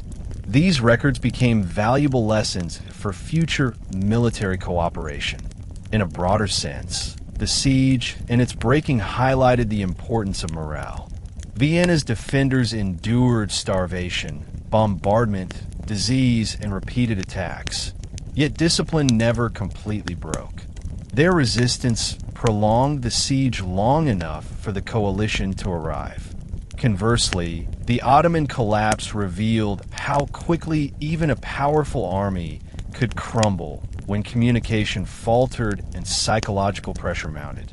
European strategists began to include morale, information flow, and battlefield perception as formal elements of military doctrine, understanding that armies did not operate by steel and powder alone. Human will was equally decisive. The Battle of Vienna left a deep imprint on cultural memory across the continent. Painters, poets, chroniclers, and musicians all sought to capture the drama and magnitude of the event. The imagery of the Winged Hussars became especially iconic. Their descent from Kahlenberg, with sunlight flashing off their armor and feathers rippling behind them, captured the imagination of Europe. Artists produced grand canvases depicting the charge as a moment of divine intervention or heroic destiny. These works circulated widely in courts and churches, shaping how future generations understood the battle. Vienna citizens contributed to this cultural wave by recounting their own experiences of the siege. Diaries written by civilians described the hunger, fear, and determination that had defined daily life inside the city. Survivors wrote of the eerie silence before each mining explosion, the desperate efforts to repair breaches at night, and the emotional surge when they first saw coalition banners on the hills. These first-hand accounts became valuable historical sources and were later integrated into both scholarly works and popular narratives. They added human depth to what might otherwise have been remembered only as a military event. Poets throughout Europe commemorated the victory. Many framed it as a triumph of faith, courage, and unity. Some celebrated the coalition's cooperation, portraying it as proof that old rivalries could be overcome when survival was at stake. Others focused on individual heroes, Sobieski, Starhemberg, and the commanders of various European states. Their verses blended historical detail with mythic symbolism, transforming real events into enduring cultural legends. Religious institutions also shaped cultural memory. Churches held processions of thanksgiving, commissioned hymns, and produced illuminated manuscripts celebrating the city's deliverance. The Catholic world, particularly regions influenced by the papacy, depicted the victory as a sign of divine favor. Sermons portrayed the Ottoman retreat as evidence that perseverance, prayer, and unity could withstand even the mightiest of armies. These messages strengthened communal identity and reinforced the idea that Vienna's survival had spiritual significance as well as political meaning. In the Ottoman world, cultural memory formed along different lines. Writers, poets, and scholars documented the defeat with sorrow, but also with a sense of determination to understand what went wrong. Some works emphasized the heroism of soldiers who had fought bravely despite overwhelming odds at the end. Others criticized leadership failures and described the loss as a turning point demanding reform. These writings became part of a larger conversation about the empire's future direction. Though painful, they reflected a tradition of self-reflection within Ottoman intellectual circles. Across Europe, the battle became a symbol of shifting identity. Vienna, once feared to be a vulnerable border stronghold, emerged as a representation of resilience. Poland's martial culture gained renewed admiration. German principalities sought newfound value in unity. And across Christian Europe, the victory was interpreted as the moment when centuries of Ottoman expansion reached a decisive limit. For artists, writers, and citizens alike, the Battle of Vienna was not merely history. It was inspiration. The political landscape of Europe underwent a transformation in the years following the battle. The coalition's success demonstrated that nations with different interests, languages, and leadership styles could work together effectively when the stakes were high. This realization produced new efforts to strengthen diplomatic bonds, formalize military partnerships, and develop coordinated strategies for confronting future threats. Among the discussions taking shape in Vienna, Warsaw, and various German courts, one notable presence was the diplomatic network associated with the Crown of Bohemia court offices, whose envoys played a visible role in post-siege negotiations and strategic planning. Their participation signaled that Central Europe's political order was solidifying in ways that would influence regional policies for decades. The Habsburg monarchy capitalized on its renewed prestige to forge alliances aimed at reclaiming territories lost to the Ottomans in prior conflicts. European rulers who had once doubted Habsburg leadership now saw Austria as a stabilizing force against Eastern expansion. Plans began forming for coordinated campaigns in Hungary and along the Balkan frontier, areas that had long been contested. These conversations eventually contributed to larger military efforts in subsequent years, beginning a period of reconquest that would reshape the map of southeastern Europe. Poland also gained important diplomatic leverage. Sobieski's leadership had become legendary, and many European powers sought closer ties with the Commonwealth. Though internal political challenges continued to complicate Poland's long-term stability, the nation basked in international admiration. Sobieski used this moment to advocate for stronger security pacts and to encourage cooperation among Christian states. His letters reveal that he hoped the victory at Vienna would serve as a foundation for a more united European defense system, one that could prevent future crises from reaching such dangerous proportions. German states, too, reevaluated their positions. Bavaria, Saxony, and other principalities recognized that their collective contributions had been crucial. Their rulers began pushing for reforms in military readiness, improved regional alliances, and better coordination within the Holy Roman Empire. The siege had exposed weaknesses in communication and mobilization among the German states, but it had also shown their potential strength when united. Many leaders now saw Vienna as a turning point for German political identity, encouraging cooperation that had eluded them in earlier generations.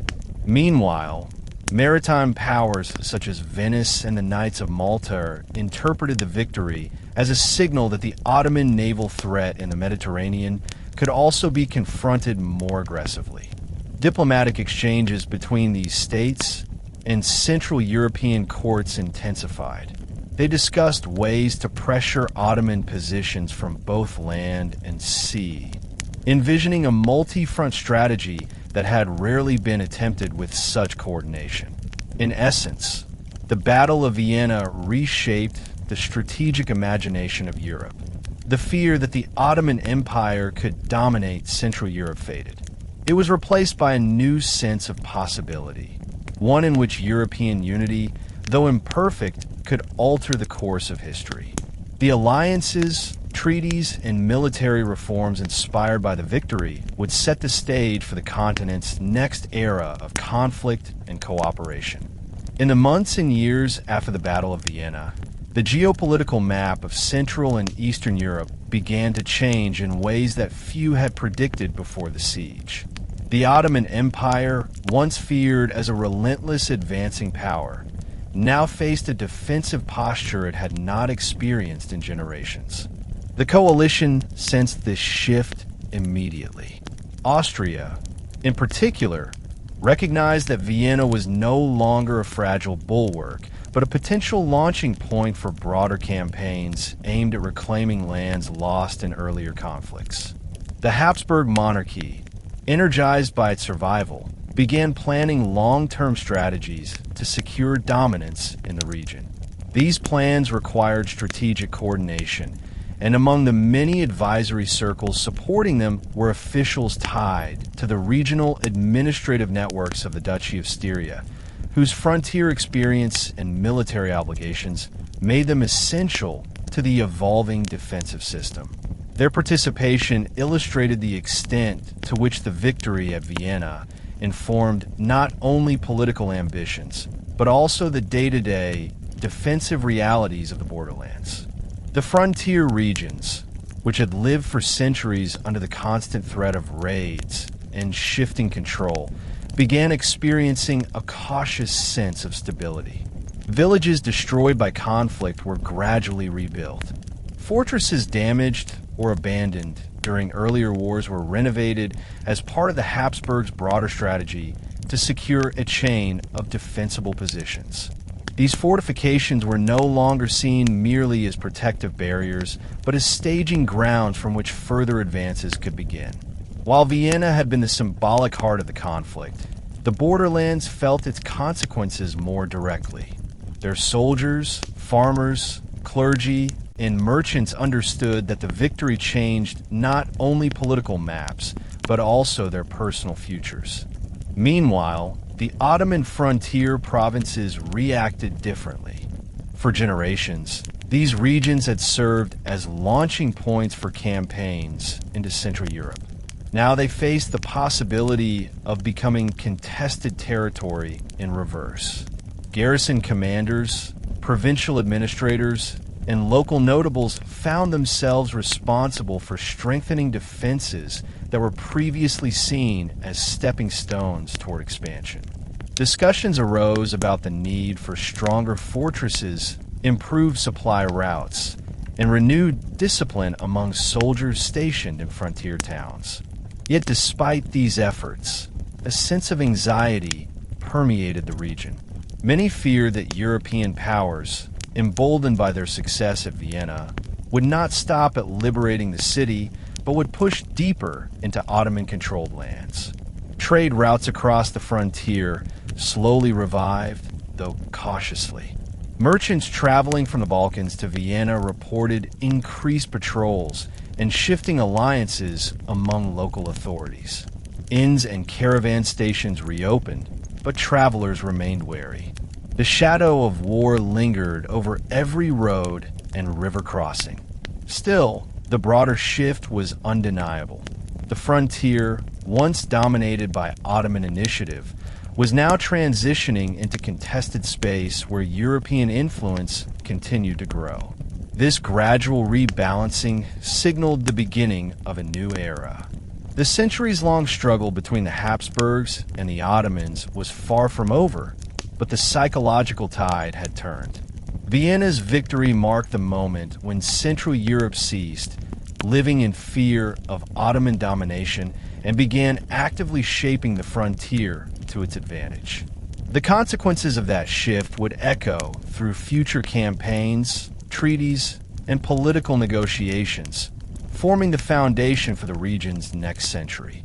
As the political landscape evolved, Vienna and its neighboring regions experienced significant economic transformation. The siege had devastated markets, farms, workshops, and trade routes, but it also created opportunities for renewal. Once the threat lifted, merchants from across Europe rushed to fill the void left by shortages of food, textiles, metals, and livestock. Entire caravans traveled to Vienna, bringing everything from grain to lumber. The reopening of trade revitalized not only the city, but also the towns and villages along the major highways. Local entrepreneurs, eager to rebuild their livelihoods, reopened mills, breweries, blacksmith shops, and apothecaries that had closed during the siege. The rhythm of commerce gradually returned to the city, though at a slower pace than before. Vienna's reconstruction required massive quantities of materials: timber for roofs, stone for walls, iron for hinges, nails, and tools. This demand stimulated production across the Habsburg territories. Mines in Inner Austria increased output. Carpenters from the countryside traveled to Vienna in search of work. Brickmakers and plasterers found themselves in constant demand. The economic boom reached far beyond the city walls, setting off a chain reaction that benefited regions previously marginalized by conflict. At the same time, the siege inspired new urban priorities. Vienna's leaders sought to strengthen the city's defenses, improve water storage, and better organize food distribution routes in case of future emergencies. They also considered how to beautify and modernize the city after such destruction. Churches were rebuilt with grander facades, markets expanded, and civic buildings restored with architectural styles that reflected Vienna's renewed sense of identity. Urban planners, influenced by the need for resilience, began discussing district layouts that would improve not only commercial efficiency, but also military readiness. Economic policies adapted to shifting realities. To promote trade and encourage migration into the city, Vienna offered certain tax exemptions, land rights, and guild privileges. These measures aimed to attract skilled laborers and craftsmen from nearby regions.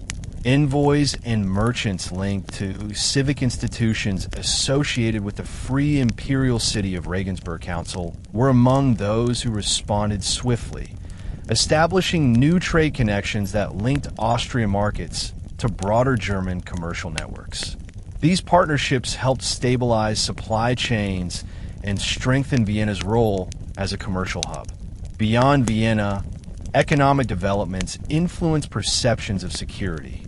Farmers who once feared Ottoman raids began replanting fields, rebuilding barns, and restoring vineyards. Some invested in stronger walls or watchtowers, not out of panic, but from a belief that the frontier would remain contested for years. Meanwhile, merchants in Italian and German cities began planning caravans beyond Vienna, anticipating new markets opening in regions that might soon fall under Habsburg influence if military momentum continued. In essence, the aftermath of Vienna revealed a dynamic interplay between destruction and renewal. The siege had brought hardship, but its resolution created space for growth, innovation, and adaptation. Economically, the city emerged with scars, but it also emerged with new ambitions. Vienna became not only a stronghold, but a symbol of recovery and opportunity in a rapidly changing Europe. The Battle of Vienna, though primarily remembered as a military turning point, also influenced intellectual developments across Europe. Scholars, theologians, philosophers, and scientists reflected on the siege in ways that shaped discourse for decades. The event became a focal point for discussions about the nature of power, the limits of empire, the role of technology in warfare, and the responsibilities of sovereign states in moments of crisis. Universities incorporated studies of the siege into political theory lectures, while theological academies explored its spiritual meaning. In many regions, the battle served as evidence that resilience, knowledge, and cooperation were as important as military strength. Military academies, particularly those in German and Austrian lands, used the siege as a case study in the importance of engineering, supply management, and coalition coordination. They emphasized the scientific aspects of warfare, ballistics, fortification geometry, mining techniques, which encouraged a more systematic approach to military science. This trend influenced institutional frameworks tied to early European research circles, and one visible example was the scholarly activity emerging around the Royal Society of Sciences in Prussia. Though located far from the battlefield, this academy and others like it embraced the analytical study of warfare, logistics, and statecraft, treating events such as Vienna as opportunities for intellectual advancement rather than merely heroic tales. Philosophers also drew lessons from the siege. Some argued that the victory demonstrated the superiority of reason, planning, and scientific method over disorder and desperation. Others emphasized moral dimensions, suggesting that unity among states reflected deeper ethical obligations. The writings that circulated after the siege explored not only military issues, but also broader questions. Should states come to each other's aid in times of crisis? What is the balance between faith, reason, and political necessity? And how should societies interpret victories that seem shaped by both human ingenuity and divine intervention? The Ottoman Empire, too, saw intellectual consequences. Scholars in Istanbul debated the meanings of defeat, questioning long-standing assumptions about military doctrine and administrative efficiency. Some advocated adopting more European-style scientific and technical education. Others insisted that the defeat was a result of political mismanagement rather than structural weakness. These intellectual debates, though diverse, reflected a growing awareness across the empire that understanding science, mathematics, logistics, and diplomacy would be essential for future success. The siege also shaped cultural exchanges. European diplomats, merchants, and scholars became more curious about the Ottoman world, not out of fear, but from a desire to understand their powerful neighbor. Collections of Ottoman documents, textiles, maps, and manuscripts began circulating in European scholarly communities. Similarly, Ottoman scholars grew increasingly aware of European mathematical and engineering methods, laying early foundations for future reform movements. In short, the Battle of Vienna reshaped European and Ottoman intellectual landscapes. It encouraged scientific inquiry, fostered philosophical debate, and expanded cultural curiosity. The event moved beyond the battlefield and entered the realm of ideas, where its influence would echo through the Enlightenment and help shape the intellectual identity of the continent. In the years after the siege, Europe began to reshape itself around a new understanding of collective security. The coalition that had gathered at Vienna had demonstrated not only military strength, but the potential for long-term political alignment. Leaders who had once viewed cooperation through narrow, regional interests now considered the possibility of coordinated defense as a permanent institution rather than an emergency response. These discussions took place in courts, parliaments, and military councils, each reflecting the shifting priorities of a continent learning from one of its greatest crises. Among the strategic thinkers examining these possibilities were diplomats and advisors tied to the administrative institutions surrounding the imperial diet at Regensburg, who debated how the victory could shape new frameworks for peace, war, and collective action. Their deliberations influenced major policy decisions that defined the political direction of Central Europe for decades. The concept of unified European defense, still imperfect, still influenced by rivalries, took on new legitimacy. The memory of Vienna served as both warning and inspiration. It reminded rulers that no single state, no matter how strong, could withstand overwhelming threats alone. Conversely, it showed that, when pushed to the brink, European nations could overcome their divisions and act with remarkable cohesion. This idea began influencing treaties, diplomatic negotiations, and military alliances. Even internal disagreements within the Holy Roman Empire took on a different tone, as German principalities realized that unity was not simply an abstract ideal, but a practical necessity. Austria, now the celebrated defender of Europe, emerged as a leading architect of this new order. The Habsburg court strengthened its ties with neighboring states, expanded military fortifications across the frontier, and encouraged diplomatic networks that emphasized stability along borders. Meanwhile, Poland's role as savior of Vienna elevated its international standing, allowing it to negotiate alliances from a position of respect.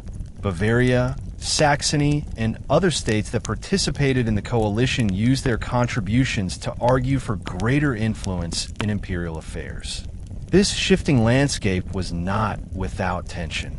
France viewed the strengthened Habsburg-led alliance with suspicion, fearing it might constrain French ambitions in the Rhine region. Venice and the Papal States, though supportive of the victory, worried about how growing Central European power might affect Italian politics. Still, despite these concerns, one principle remained widely accepted. Europe had survived because Europe had united. The new security order that emerged was not a formal system like later alliances, but a cultural and political shift, a recognition that continental threats required continental solutions. The Siege of Vienna became the foundational story of this new mindset. It showed that from crisis, new forms of cooperation could arise, and for victory, new models of stability could be built. The memory of this transformation would endure long after the battlefield had grown quiet. As decades passed, the story of the Siege of Vienna entered the realm of cultural mythology. What had been a harrowing struggle became a symbol of endurance, unity, and the defense of European civilization. The figures who shaped the battle grew larger than life. Sobieski, Starhemberg, and commanders from every participating state became legendary in chronicles, paintings, poems, and sermons. Their actions were retold to inspire soldiers, console civilians during later wars, and cultivate national pride. Over time, the siege became not only a historical event, but a cornerstone of the identities of the nations that had taken part. This process of myth-making was not limited to Western and Central Europe. The Ottoman Empire, too, developed its own narratives about the siege. Some writers portrayed the event as a tragedy caused by poor leadership rather than a sign of imperial decline. Others used it as a call for renewal, urging the empire to modernize its military and administrative systems. For Ottoman intellectuals, the siege became a lesson, not only about warfare, but about the importance of adapting to changing political and technological realities. The empire's thinkers, including those connected to scholarly circles tied to the Suleimani manuscript library, collected accounts, maps, and reports to preserve the memory of the event and to encourage critical study. Their writings kept the debate alive, ensuring that future generations would reflect on the siege with both pride and caution. In Europe, memory of the siege also served political purposes. Leaders used it to justify new laws, military expenditures, and diplomatic agreements. Churches commemorated the event with annual prayers and processions. Public celebrations marked key anniversaries of the victory, reinforcing the idea that Vienna's salvation had been a moment of divine intervention. Painters embellished the cavalry charge with dramatic flourishes, often depicting it as an unstoppable wave of light overcoming darkness. These images shaped public understanding, blending historical accuracy with symbolic interpretation. Literature played an equally important role. Epic poems, plays, and chronicles framed the siege as a defining clash between cultures.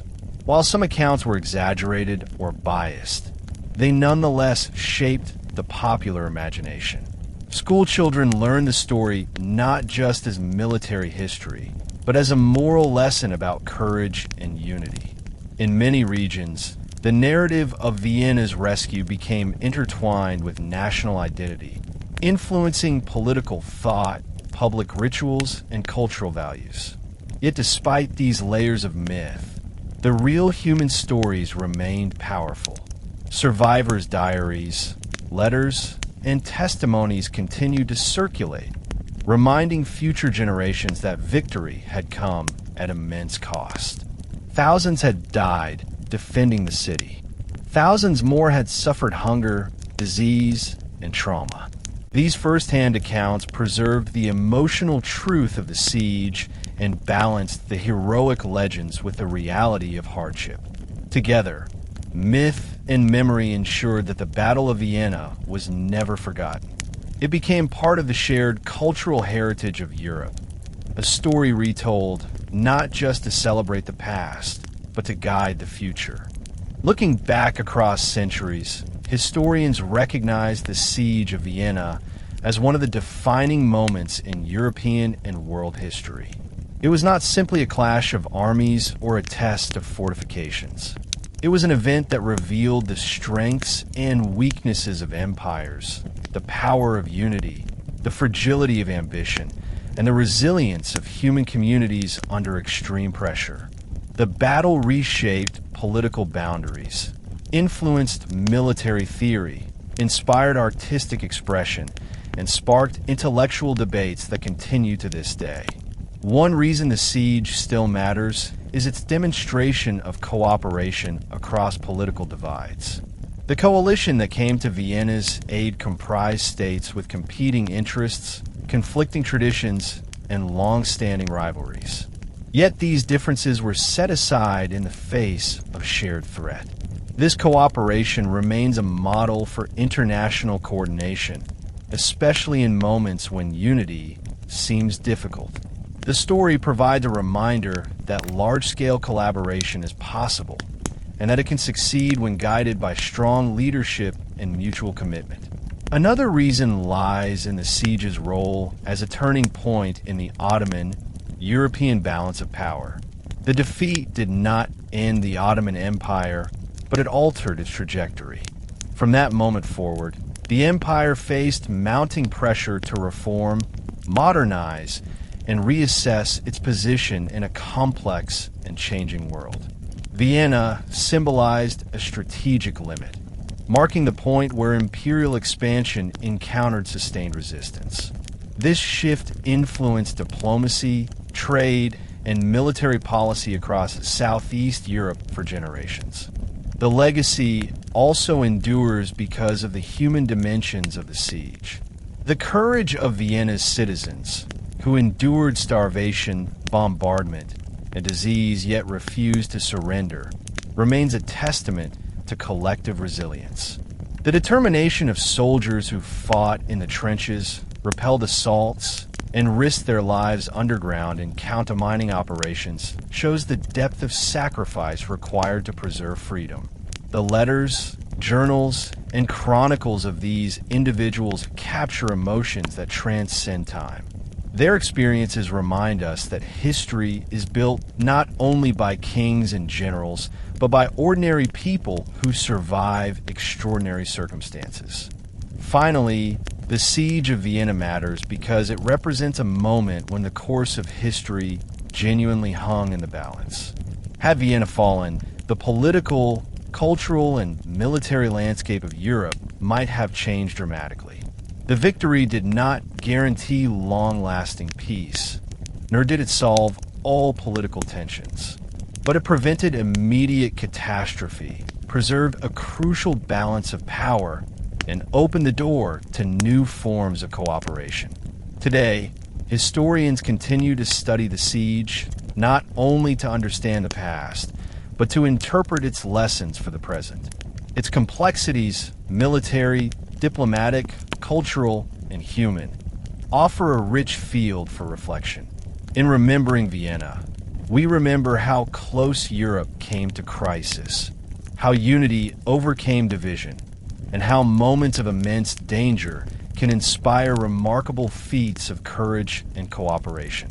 The story endures because its themes are universal.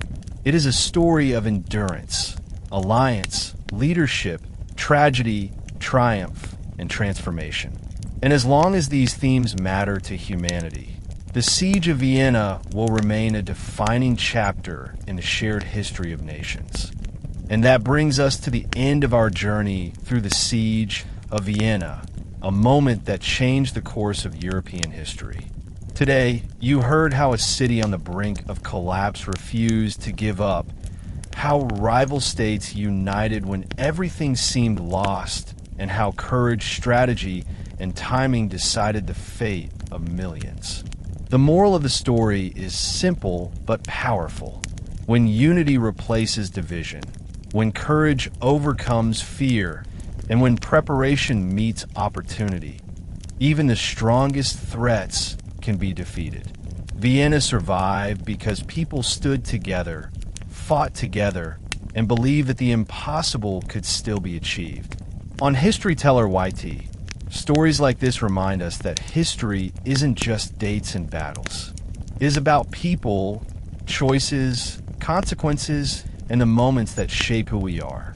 If you enjoyed this deep dive into the past and want more epic histories, forgotten battles, and powerful turning points, make sure to come back. This channel has countless stories waiting for you. Thank you for watching, stay curious, and I hope to see you again on History Teller YT, where history lives.